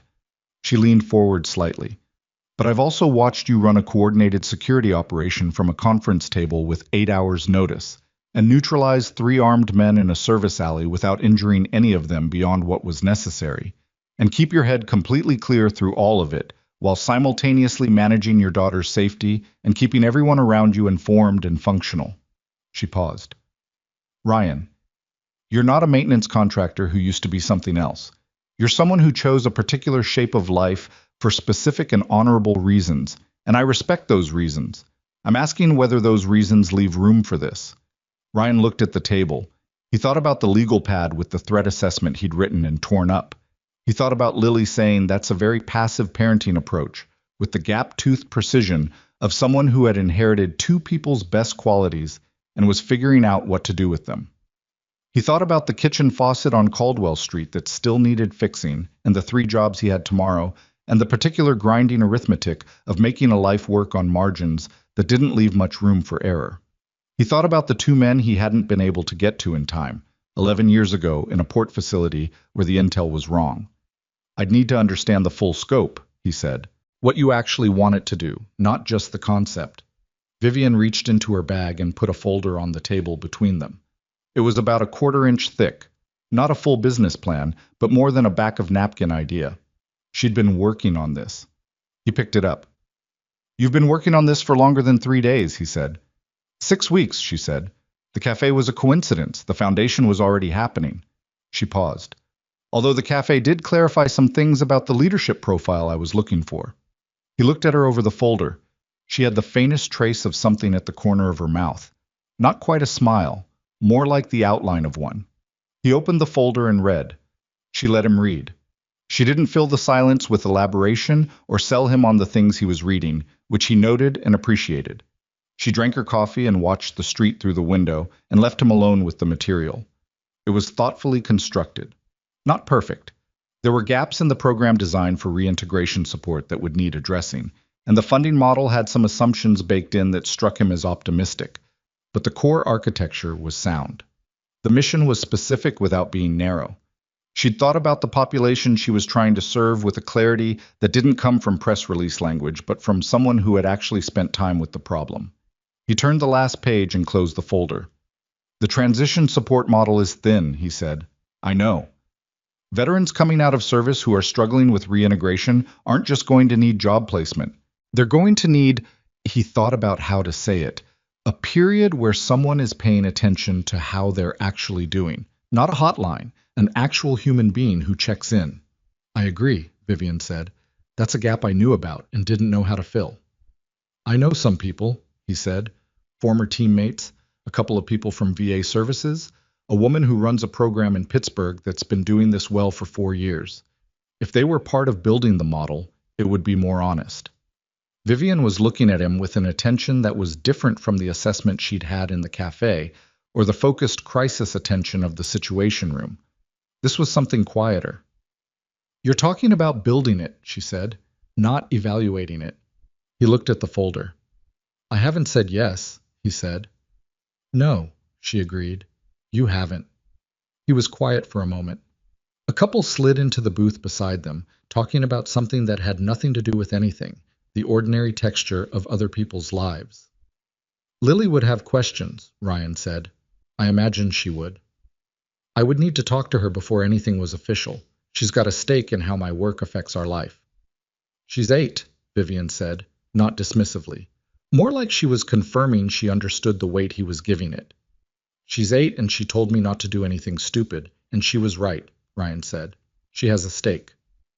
Something crossed Vivian's face, something he couldn't name with complete accuracy, something that was about more than the conversation they were having. Okay, she said. Ryan's phone buzzed on the table. He looked at it. Lily, via Donna, who relayed messages when Lily felt the situation was urgent enough to warrant proxy communication. Tell Dad that Mrs. Garfield liked the teeth essay. He turned the phone face down on the table. Good news? Vivian asked. My daughter submitted an essay about her gap-toothed smile for a Thanksgiving gratitude assignment, and her teacher apparently approved of it. Vivian looked at him with an expression that was navigating something internal. She's something, Vivian said. Yes, Ryan said simply. They ordered food. Ryan got the turkey sandwich. Vivian got soup that she ate about half of before pushing the bowl aside the way people did when they were thinking harder than they were hungry. The conversation moved, the way conversations do when the formal reason for them has been handled and what's left is the actual texture of two people talking. Ryan's childhood in Kettering, which had been unremarkable in ways he'd come to appreciate. Vivian's mother's house in South Harlow, where she still had Sunday dinners when the week allowed it. Small things, real things. He found himself talking about Claire in a way he rarely did. Not the death, not the illness, but Claire as she'd actually been, specific and irreducible. Her opinion that the best sandwiches had exactly 4 components, and any more was hubris. Her habit of narrating her own thought process out loud when she was trying to solve something. The way she'd been able to make Lily laugh from across a room with a single look. Vivian listened the way she listened to everything, fully, without filling in the gaps. She sounds like someone who took up exactly the amount of space she was supposed to, Vivian said. Ryan looked at his plate. Yeah, he said. That's right. It was close to 8:30 when they left Polly's. The evening had turned cold in the way Harlow evenings turned cold in November, fast and thorough, no equivocation. Ryan held the door and they stood on Clement Street in the cold dark, and there was a moment that had a particular quality to it, not awkward, not charged, just honest. I'll think about it, Ryan said. The folder was under his arm. That's all I asked, Vivian said. It wasn't all you asked, but it's what you're getting right now. She looked at him with the trace of a smile again. Fair. He nodded. She nodded. He started toward his truck, and he was almost to the corner when she called after him. Ryan. He turned. The cafe, she said. Yesterday morning. I've been thinking about it all week, and I keep coming back to the same thing. She stood on the Clement Street sidewalk with her hands in her jacket pockets, and the cold making her breath visible. You didn't stand up because you knew you could win. You stood up because it was the right thing, and you didn't ask the room's permission first. She paused. I haven't seen that in a long time. Ryan stood on the sidewalk. Most people, he said, just need someone else to go first. He turned and walked to his truck. He was home by 9. Donna had Lily in pajamas at the kitchen table doing what appeared to be a detailed illustrated diagram of deep-sea fish, her notebook open, colored pencils out. The particular focused energy of a child who had found a new obsession and was following it with full commitment. There are fish called viperfish, Lily said, without looking up from the drawing, that have teeth so big they can't close their mouths. Their teeth are longer than their heads. I know, Ryan said. How do you know? I was in the ocean a few times. Lily looked up. In the part with the viperfish? Hopefully not. She looked at him with the evaluating look, then at the folder under his arm. What's that? Something I'm thinking about, he said. I'll tell you about it this weekend. Sit-down conversation. She studied him for a moment, the colored pencil hovering over her notebook. Is it a good something or a complicated something? Probably both, Ryan said. She accepted this and went back to her viperfish. He thanked Donna and saw her out, and then stood in the kitchen making the kind of tea he only made when he was going to be up for a while, his mind running quietly through the contents of the folder, the conversation at Polly's, the particular shape of the week that had started with a dripping faucet and a gas station coffee, and a decision he'd made in a cafe without stopping to consider all its consequences. He thought about the men in his teams who had come out the other side of service and found their footing, and the ones who hadn't, and the gap between those two outcomes that wasn't about character or strength, but about whether there had been anyone paying attention during the crossing. He thought about the Pittsburgh program. He'd followed its results for 2 years without ever formally engaging with it, the way you followed something that mattered from a distance because you weren't ready to be close to it yet. He thought about what Vivian had said. You're someone who chose a particular shape of life for specific and honorable reasons. He sat at the kitchen table with his tea and Lily's colored pencils scattered around him and the city outside doing its late-night thing, and he opened the folder again. He read until midnight. He didn't make any decisions that night. He'd learned, after years of making decisions under pressure, that the decisions made slowly were often the ones that held. But he marked 3 pages with a pencil. The gaps, the places where the program design could be strengthened, the note about transition support that he'd need to think about carefully. And when he finally closed the folder and went to bed, It was with the particular quality of mind that he associated not with peace, exactly, but with problems that had been properly identified and were now ready to be worked. He slept for 6 hours. The shoulder ached. He slept through it. In the morning, Lily showed him the viperfish diagram at breakfast. It was technically impressive for an 8-year-old, which is to say that the proportions were ambitious and the teeth were perhaps even larger than accurate, which she defended. Artistic license, she said. They're twice the size of the fish's body, Ryan said. I'm emphasizing the relevant feature. He ate his oatmeal and looked at the folder on the counter. The woman from the cafe, he said. Ms. Sterling. She's offered me a job. Lily put her spoon down. What kind of job? Running a program that helps veterans find work after they leave the military. Lily was quiet for a moment, looking at the table with the considering look. Is it a good program? It could be. It needs work. Would you be good at it? Ryan looked at his oatmeal. I think I might be. Do you want to do it? He looked at her. She was asking with a directness that had nothing performative in it. She wasn't asking to hear a particular answer. She was asking because she actually wanted to know. I'm thinking about it, he said. She picked up her spoon. Well, she said, with the particular 8-year-old pragmatism that occasionally made him feel like she was about 40 years old, you should do it if you want to do it. We'll figure out the rest. He looked at her. Just like that, he said. You always figure out the rest, she said. That's kind of your thing. He drank his coffee. Something moved through him that he didn't have a precise name for. Not pride, not relief, something quieter and more specific than either. The particular feeling of being known accurately by someone who had no reason to be generous about it, but was anyway. Outside, Harlow was assembling another cold November morning. 2 days since the café, since the moment Dominic Reeves had walked across a room toward a woman sitting alone, and a man in a worn jacket had stood up from a corner table and quietly changed the shape of the next week for everyone involved. Detective Briggs called at 9:15. Ryan was in the truck, already headed to the Grant Street follow-up. Webb's lawyer was at the precinct at 8 this morning, Briggs said.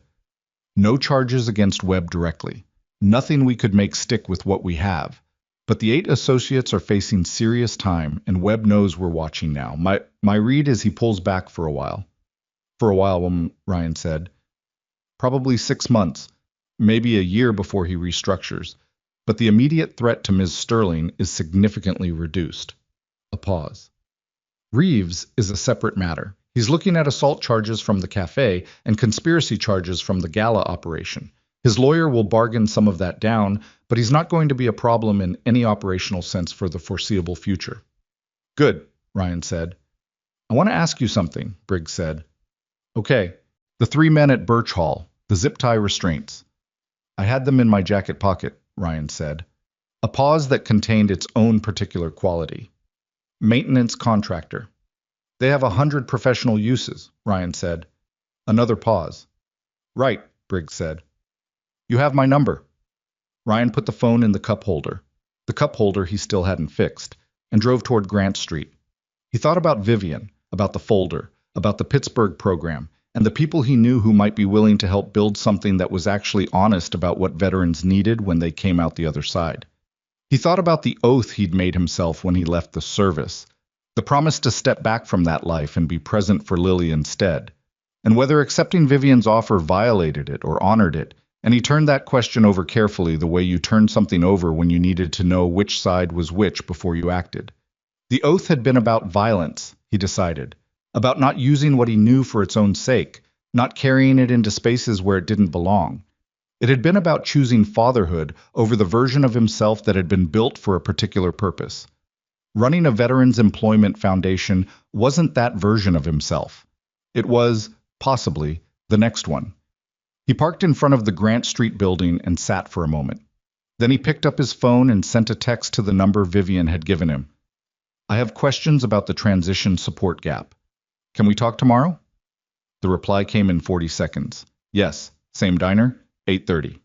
He put the phone away, picked up his toolbox, and went to fix the radiator pipe that had needed more attention than the first visit had resolved. It was, in the end, the kind of work he understood. Finding the thing that was broken, identifying what it actually needed rather than what was quick, and doing the job right the first time so it held. The questions about the transition support gap took 3 meetings to work through properly. Not because the answers were complicated exactly, but because Ryan had spent enough time around programs that failed, government programs, nonprofit programs, well-funded initiatives that looked right on paper and fell apart on contact with actual human beings, to know that the questions themselves had to be precise before the answers were worth anything. You couldn't build a structure on approximate foundations and expect it to hold. That was true of radiator pipes, and it was true of people. The first meeting was at Polly's, 8:30, as agreed. Ryan came with 3 pages of handwritten notes, and Vivian came with 2 of her program directors, which he hadn't expected but adapted to quickly. The program directors, a woman named Renata, who had a background in workforce development, and a quiet, efficient man named Sterling, who was not related to Vivian and had long since made peace with the coincidence, were both competent, both direct, and both visibly uncertain about Ryan in the way that people were uncertain about someone who didn't fit a recognizable professional profile. By the end of that first meeting, they had stopped being uncertain. Ryan had spent 12 years being evaluated by people whose assessments had life or death consequences. And he'd learned early that the most effective way to establish credibility in a room was not to explain yourself, but to demonstrate that you understood the problem better than the people who'd been paid to understand it. He asked Renata 7 questions about the existing workforce development models she'd studied, and she answered 5 of them fully, and 2 of them with a slight hesitation that told him exactly where the gaps were. He wasn't doing it to catch her. He was doing it to map the terrain. After the meeting, walking to their cars in the cold, Renata fell into step beside him. "You've done this before," she said. "Not the foundation work, but this kind of assessment."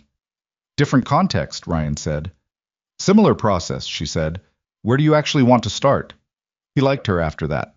The second meeting was at the Sterling Consolidated Conference Room, without Vivian present, which was her deliberate choice. She'd told Ryan over the phone that she thought he'd work more freely without her in the room, and she was right, which he noted and chose not to examine too carefully. He came with a contact from Pittsburgh, a woman named Dr. Patricia Malone, who had built the transition support model he'd been following for 2 years. A small, precise person with the particular energy of someone who had fought for resources for so long that she now moved with a permanent slight forward lean, like someone always about to make a case. She and Renata liked each other within 20 minutes, which Ryan took as a good sign, because people with genuine expertise in overlapping areas either clicked or didn't, and you couldn't manufacture the click. Dr. Malone's model was built around what she called anchored check-ins. Not a hotline, not a drop-in, not a weekly group session, but a designated person assigned to each program participant for the first 18 months. Someone whose job was to know enough about that specific individual to notice when something was off and respond before it became a crisis. It was labor-intensive and it resisted scaling, which was why most programs didn't do it. And it was the reason her 4-year results were 20 percentage points better than comparable programs nationally. "You can't outsource the attention," she said at one point, and the room was quiet in the particular way rooms got quiet when something had been named accurately. Ryan wrote it down. The third meeting was smaller, so just him and Vivian back at Polly's on a Thursday evening 2 weeks after the first one. The Foundation's operating framework had taken shape in the interval, real shape, the kind with specifics attached. Ryan spread 4 pages of revised program design across the diner table and walked her through it section by section, not performing confidence but genuinely clear, the way he got when a problem had been fully mapped, and the path through it was visible. Vivian listened. She asked 3 questions, each one at the precise point where he'd expected a question, which confirmed what he'd already suspected, that she'd read the material he'd sent, not cursorily, but carefully. "The transition support staffing," she said when he finished. "You're proposing hiring veterans to run it, not counselors." "Counselors as a resource, not as the primary point of contact," Ryan said. "The check-ins work because the person doing them has been where the participant is. That's the thing you can't replicate with credentials." "It's a harder hire," she said. "Yes, it's a better program." She looked at the pages on the table. Then she looked at him. "When can you start?" she said. He'd been sitting with the answer to that question for 2 weeks, not because he was uncertain, but because he wanted to be sure the certainty was real, and not just the momentum of a situation carrying him somewhere he hadn't consciously chosen. That was a thing he'd watched happen to other people, and to himself once or twice when he was younger. The feeling of a decision being made by the accumulated weight of events rather than by you, and the particular hollowness that followed it. This wasn't that. January, he said. I've got clients I've been with for 2 years. I'm not going to hand them a piece of paper in December and wish them luck. I'll refer them properly, make sure they have someone good, and I'll start in January. Vivian nodded. No argument, no counterproposal, no attempt to accelerate the timeline for her own convenience. He'd noticed, over the past 2 weeks, that she didn't do that, didn't push at the edges of agreements once they were made. It was a quality he'd encountered rarely enough that he'd stopped taking it for granted. January, she said. He picked up the papers. His coffee had gone cold during the walkthrough, which was a recurring problem in his life. There's one more thing, he said. She waited. The foundation needs a name that means something to the people it's serving, not a brand name, something with weight. He looked at the table. I want to call it the Bridgeline Foundation, because the work is about the crossing, the gap between who someone was in service and who they're going to be after. The bridge is the part nobody builds for them. Vivian was quiet for a moment. Bridgeline, she said, as if hearing how it sat. If you have something else in mind, no, she said. That's right. That's what it should be called. He nodded. She nodded.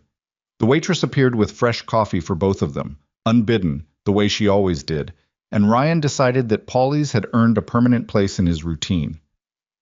The formal announcement of the Bridgeline Foundation came on a Tuesday in mid-December, at a press event in the Sterling Consolidated lobby that Ryan attended, in a jacket that was newer than the worn one, but made of similar material, because he'd tried on the thing Vivian's assistant had suggested and felt like a costume. Vivian gave a brief statement. Ryan gave a shorter one. He said what the foundation was for, what it was going to do, and what it was not going to do, in plain language, without notes. A reporter from the Harlow Courier asked him how he'd come to be involved with Sterling Consolidated, and he said he'd met Ms. Sterling through a mutual situation earlier in the fall, and they'd found they had compatible ideas about what the city needed. The reporter, who had done some background, pressed, Is it true you intervened in an altercation involving Miss Sterling at a cafe on 5th Street in November? A man was bothering someone, Ryan said. I asked him to stop. And the events at Birch Hall. I think the question is what the Bridgeline Foundation is going to do for veterans in Harlow, Ryan said. I'm happy to answer questions about that. The reporter sat back in her seat. Vivian, beside him, said nothing and kept her face neutral, but he caught the edge of the trace of a smile, and he looked away from it before it could become something he'd have to account for. The charges against Dominic Reeves were settled in early January: assault, conspiracy to commit assault, and 3 related counts that his lawyer had bargained down from worse. The sentencing was 30 months with parole eligibility at 18. Ryan didn't go to the courthouse. He didn't have any particular feeling he needed to express about the outcome. The man had made choices, and the choices had consequences, and the system had done approximately what it was supposed to do, which was the most you could realistically ask of it. Marcus Webb was a longer and more complicated story. Detective Briggs, who called Ryan occasionally in the manner of a man who had decided they had a professional understanding and chose to maintain it, kept him loosely informed. Webb had indeed pulled back after the November operation, restructured, changed personnel, moved some of his business activity to adjacent cities. But the predatory loan structure was still running, quieter and more careful but intact. And Briggs was building a case from a different angle now, working with the State Financial Crimes Unit, whose interest had been activated by documentation that Vivian's legal team had quietly assembled over several months. It's slow, Briggs told Ryan one morning over the phone. It'll take time, but it's real. Real is better than fast, Ryan said. You sound like a cop. I was something similar once, Ryan said. Briggs was quiet for a moment. You ever think about doing something official? Consult basis, nothing formal. I've got a foundation to run, Ryan said. Right. A pause. You're going to be good at that. Ryan didn't know how to respond to that, so he said thanks and hung up, and went back to the Bridgeline program intake files he'd been reviewing, because January had started faster than he'd planned, and the first cohort of participants was already larger than the optimistic projection. 23 veterans in the first cohort, ranging from a 24-year-old Marine who had separated 8 months ago and was sleeping on his sister's couch in East Harlow, to a 51-year-old Army logistics officer who had been out for 6 years and had been steadily employed, but never in anything that used more than 30% of what she actually knew how to do. Each intake file was a specific person with a specific history, and Ryan read every one of them the way he read everything, thoroughly, looking for the thing that wasn't being said as much as the thing that was. Dr. Malone came to Harlow for the first cohort orientation. Ryan ran it with her, and afterwards she sat across from him in the Bridgeline conference room. They had a space now, a suite on the third floor of a building on Archer Street that was close enough to Sterling Consolidated to share some administrative infrastructure, but completely separate in its operation, which was important to Ryan in ways he'd been explicit about from the beginning. "You know what surprised me?" Malone said, gathering her materials. "What?" "The way they looked at you during the orientation." She zipped her bag. They weren't looking at a program director. They were looking at someone who knows what they're carrying. Ryan didn't say anything. "That's not a small thing," she said. "In this work. That's actually the whole thing." He thought about that for a long time after she left. The truth was that he did know what they were carrying. Not every version of it, every person's weight had its own particular shape, but the broad structure of it, the way service left you fluent in a language that the civilian world didn't speak and sometimes didn't know existed. The way you could be functional and present and good at your job and still feel, on certain days and in certain moments, like you were operating on the other side of a glass from the ordinary texture of life that other people moved through without thinking about it. He knew it because he'd lived it. He was still, on some days, living it. That was the thing he hadn't said clearly to anyone, not to Vivian, not to Briggs, not to Dr. Malone. He hadn't started Bridgeline from a position of having solved the crossing. He'd started it from a position of being somewhere in the middle of it himself, which maybe made him less qualified by some measures and more qualified by others. He'd decided it made him more, not because his own unfinished business made him better. It didn't. But because a man who was still figuring it out could be honest with people who were still figuring it out, and honesty was the thing the check-ins required above everything else. He wrote that down. He didn't know yet what he'd do with it. Maybe a training document for the check-in staff. Maybe something he'd say to the second cohort. Maybe nothing. Maybe it was just a thing he needed to name for himself. In February, Lily's school had a parent presentation day, where parents came in and talked about their work. Lily informed Ryan of this obligation with 1 week's notice, which he suspected was deliberate, and told him she had already told Mrs. Garfield that he would attend. "What if I had a conflict?" he said. I didn't give you time to develop one," Lily said without apology. He went on a Wednesday morning, sitting in a small plastic chair in a fifth-grade classroom. Lily had moved up since the class placement shuffle in January, beside a pediatric nurse and a man who imported specialty foods, and a woman who was a structural engineer. Ryan was last. He told the class about the Bridgeline Foundation. He told them what veterans were and what the transition looked like, and why the crossing was hard. He did it in language an 11-year-old could track, which was honestly not that different from the language he used with program participants. And halfway through he noticed that the room was quieter than it had been for the other parents, the particular quiet of people who are actually listening rather than waiting for their turn to talk. A kid in the second row put her hand up. "Did you ever get scared?" she asked. "When you were in the military?" Ryan looked at her. He looked at Lily, who was in the third row, watching him with the particular attention she reserved for things she was going to think about for a while. "Yes," he said. "Quite a bit." "But you kept doing it anyway?" "For a while," he said. "And then I stopped, because stopping was the right call. Being scared is information. It tells you something's at stake." He paused. "The trick is learning to use the information without letting it make all your decisions." The kid in the second row nodded slowly, as if filing this.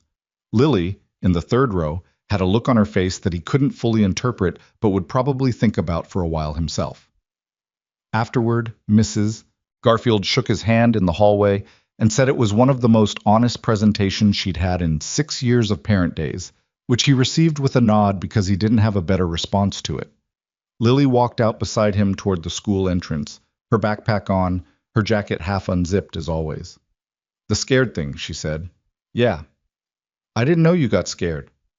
"I told you I did once," he said, "before I left the service." "You said you were uncertain," she said. "That's different from scared." He looked at her sidelong. Uncertain is scared with better vocabulary, he said. She considered this. That's actually a useful distinction. Keep it. She zipped her jacket up halfway, a compromise with the weather he'd never seen her make before. And they walked to the truck in the thin February cold, and she climbed in and put her backpack in the footwell and said, That girl in the second row is named Ades, and she wants to be an astronaut. Good for her, Ryan said. She asked me after if you were always that honest. What did you say? I said mostly. Lily looked out the window. It seemed accurate. He started the truck. It was a Saturday in late March when Vivian suggested the café. She texted him on a Friday evening. Tomorrow morning? I know it's the weekend. Crestwood? He looked at the text for a moment. Crestwood. 5th and Delancey. The corner table by the window and the worn chair in the back and the morning that had started every subsequent thing. Sure, he sent back. 8 o'clock. He got there first. Old habit. He got the same corner table he'd had 4 months ago, ordered the same black coffee, and sat in the same chair that had still been occupied by a man with a toolbox and a dripping kitchen faucet and a field trip he couldn't quite afford. The cafe looked the same. The amber light through the window was the same early morning quality, the same smell of ground coffee and something baked, the same dark wood. Becca, the server who had brought him a fresh coffee without being asked on the morning everything changed, was behind the counter. She recognized him when he came in. He saw it in the brief expression, something between surprised and pleased, and brought his coffee over herself. You're back, she said. Apparently, he said. It's been quiet since November, she said. Good. She smiled and went back to the counter. He sat with his coffee and looked at the table by the window, which was empty. The light fell across it the same way it had the morning Vivian sat there with her laptop and her half-finished coffee and the focused look of someone managing important things. He thought about what had been true in him in that moment, the particular calculation he'd done when Dominic walked across the room. The weight of that decision, which hadn't felt like a decision at all in the moment, but which he understood now, with 4 months of distance, had been one of the most consequential he'd made in a long time. Not because of what followed. Those consequences had been their own kind of accident. The foundation, the cohort, the check-ins, the slow ongoing building of a thing that might actually work. But because of what it said about the kind of person he was trying to be, after everything, he had stood up because it was the right thing, not because he'd calculated an outcome, not because he'd weighed the personal cost and determined it was acceptable. He'd stood up because somewhere in him, under the careful life he'd assembled, and the quiet he'd fought to maintain, and the grief he'd learned to carry without putting down, there was still a man who believed that ordinary decency was worth acting on without asking for permission from the room first. Lily was right that he got scared. He had been scared that morning, not of Dominic, but of what stepping in would cost. The disruption to the careful equilibrium he and Lily had built, the attention it would draw. The scared was real. He'd stood up anyway. That, he thought, was the actual shape of every decent thing he'd ever done. Not the absence of fear, not the presence of confidence, not some quality of character that came naturally and required no effort. Just the ongoing decision, made in real time, with real stakes, to act on what you believed rather than what was convenient. He was still sitting with that when the door opened and Vivian came in. She was in a coat he hadn't seen, dark green, slightly too large in the shoulders, the kind of coat that looked like it had been bought for comfort rather than presentation. Her hair was down. She looked like a Saturday morning, which was to say she looked like a person rather than a professional, and he found he preferred it, though he noted the preference without doing anything with it. She saw him and came across the room and sat down in the chair across from the corner table. The empty chair. The one that had been across from him every time he'd sat in this particular corner of this particular cafe for the past year and a half. She wrapped both hands around the coffee that Becca brought without being asked. How's the first cohort? She asked. 7 of them started jobs in the last 3 weeks, he said. 2 more have offers pending. The remaining 14 are at different points in the process. 3 of them are hard cases. The check-in model is doing what it's supposed to do, but it's slow. Slow is okay, she said. That's what I keep telling Renata. How's Dr. Malone? Back in Pittsburgh. We're on the phone twice a week. He drank his coffee. She wants to formalize the partnership, make Bridgeline a training site for her model. Vivian raised an eyebrow. That's a significant expansion. Not yet. Eventually. He turned the cup in his hands. How's your week been? It was an ordinary question, the kind two people asked each other when they'd been talking regularly enough that the question didn't need a formal reason behind it. He'd noticed sometime in February that they'd started doing that, calling or texting about things that weren't directly related to the foundation, small observations, occasional things Lily had said that he found himself wanting to share, a restaurant on Vine Street she'd told him about that turned out to actually be good. The accumulation of ordinary exchanges that happened when two people were paying attention to each other's lives. Long, she said, there's a board meeting on Monday that I've been preparing for since Wednesday. A quarterly review that 3 different departments have 3 different feelings about. And my mother called twice on Thursday, which means she wants to have a conversation I haven't made time for yet. About what? Vivian looked at her coffee. She wants to know if I'm happy. He looked at her. What did you tell her? He said. I told her I was busy. She looked up. Which is true. It's just not the whole answer. He held that for a moment. Are you? He said. She met his eyes across the table. Outside, Harlow was going about it Saturday morning. Unhurried, slightly softer than the weekday version, the city in a minor key. Through the cafe window, the light was the specific gray gold of late March, the tail end of winter making its last unremarkable argument before spring arrived and made everything else possible. I think so, Vivian said. It's a work in progress. She paused. You? Ryan looked around the cafe, at Becca behind the counter moving efficiently between customers, at the couple near the window sharing a newspaper, the same retired couple he'd seen 4 months ago, comfortable in each other's silences. At the corner table where he was sitting, the same chair, the same worn jacket, the toolbox gone now, a different life in most of the ways that mattered, and the same in the ones that ran deepest. Yeah, he said. I think so. He meant it the same way she did, not as an arrival, not as a settled thing, but as the honest assessment of someone who had been doing the work and could see, if not the destination, at least the direction. The truth was that happiness, in Ryan's experience, wasn't a state you reached. It was a practice, the same way courage was a practice, and decency was a practice. Something you kept doing, imperfectly, on the good days and the grinding days alike.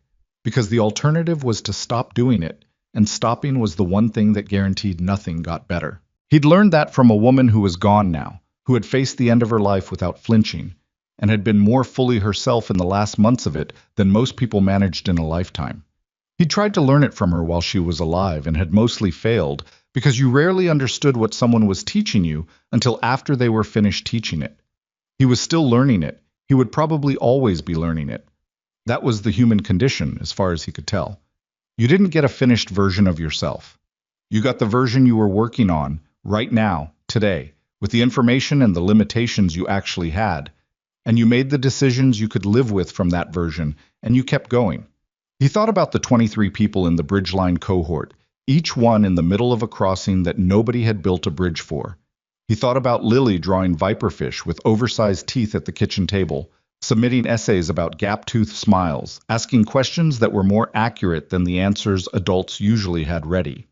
He thought about Claire saying that the best sandwiches had exactly 4 components, and any more was hubris, and how much of his life that particular memory lived in. He thought about a morning in November when a man had walked across a cafe toward a woman sitting alone, and a man in a worn jacket had put down his coffee and stood up, not because he had a plan, not because he knew how it would end, but because the alternative was to look away. And he'd made a decision a long time ago about the kind of person he was going to be, and that person did not look away. None of what followed had been smooth. None of it had been the right amount of difficult. It had been more difficult than it needed to be, and also, in the ways that mattered, not difficult enough to break anything that was worth keeping. He had a sore shoulder that still ached occasionally in the cold. He had 8 new gray hairs that he'd counted in the mirror one morning and then decided not to think about. He had a daughter who was now firmly in the habit of informing him of school obligations with strategically insufficient notice, and a foundation that was 11 weeks old and already more complicated than the original design, and a woman across the table at a corner cafe whose coffee had gone warm while she was talking, the same way his always did. You should drink that, he said, nodding at her cup. She looked at it. It's probably cold. Becca will bring you another one. How do you know? She brought me one in November when I hadn't asked, he said. This place does that. Vivian looked at the cup, then at him, with the expression that wasn't quite a smile but lived in its neighborhood permanently. You remember a lot of detail about that morning, she said. I pay attention, he said. I know you do, she said. I noticed that about you before you stood up. He looked at her. From the window table, she said. Before all of it started, I noticed the man in the corner who was watching the room the way people usually only watch rooms when they have a reason to. She turned the cup in her hands. I thought you were a cop. What did you think when you found out I wasn't? I thought you were something more specific than a cop, she said. And I thought... She stopped, looked at the table, started again with the honesty he'd come to expect from her, the kind that didn't ask permission before it spoke. I thought, whoever that man is, I hope he stays in this city. He was quiet for a moment. I'm not going anywhere, he said. She looked up at him. Outside, the March morning was doing what late winter mornings in Harlow did, trying unevenly to become something warmer. Pale light on the wet street. A couple walking past with a dog. Somewhere down the block, a delivery truck going about its ordinary business. Becca appeared at the table with a fresh coffee for Vivian, unbidden, and set it down without comment and walked away. Vivian looked at it. Then she looked at Ryan. Okay, she said, and something in the word carried more than it usually carried. Not a concession and not an agreement, just a person opening a door they'd been standing near for a while and deciding to walk through it. He drank his coffee. She drank hers. The cafe went on around them, ordinary and warm and full of the small human business of a Saturday morning, people arriving and leaving, conversations starting and ending, the gentle ongoing noise of a room where nobody was afraid and nobody was looking away. And the chair across the corner table, for the first time in a long time, was not empty. It was a small thing, maybe. One table in one cafe in one city, two people drinking coffee on a Saturday morning after a hard November that had changed the shape of both their lives in ways neither of them had planned, and both of them, carefully and imperfectly, were still figuring out. But Ryan had learned, from the service, from Claire, from 3 years of raising a daughter who saw through things with her mother's eyes and said what she thought, with a precision that cost him something every time, that the small things were where most of the actual living happened. The big moments got the attention, but the small ones were where you found out who you were. The coffee you stopped for on a cold morning, the chair you pushed back from, the 2 words you said to a man twice before deciding that twice was enough. He had stood up in a cafe in November, and the world had not changed. Dominic Reeves would probably find his footing again eventually, in some diminished form. Marcus Webb was still out there, slower and more careful, waiting for an angle. The city was what it had always been, imperfect, grinding, full of people trying to make their particular lives work on the margins they had. But 23 veterans were crossing a bridge that hadn't existed before. And Lily had submitted an essay about her teeth to a teacher who wouldn't understand it for another decade. And Becca had brought a fresh coffee to a woman she'd never been introduced to, because that was what this cafe did. And some things about a place could become its character if you let them. And Ryan Mercer was sitting in the corner of Crestwood Cafe on a Saturday morning in late March, with his coffee and the woman across the table whose coat had shoulders that were slightly too large and whose mother wanted to know if she was happy. And he was thinking, not about the next threat, not about the next problem, not about any of the things that had occupied the careful, vigilant machinery of his mind for most of the past 3 years. He was thinking about nothing much at all, which was, for a man who had spent most of his adult life thinking about everything all the time, its own kind of arrival.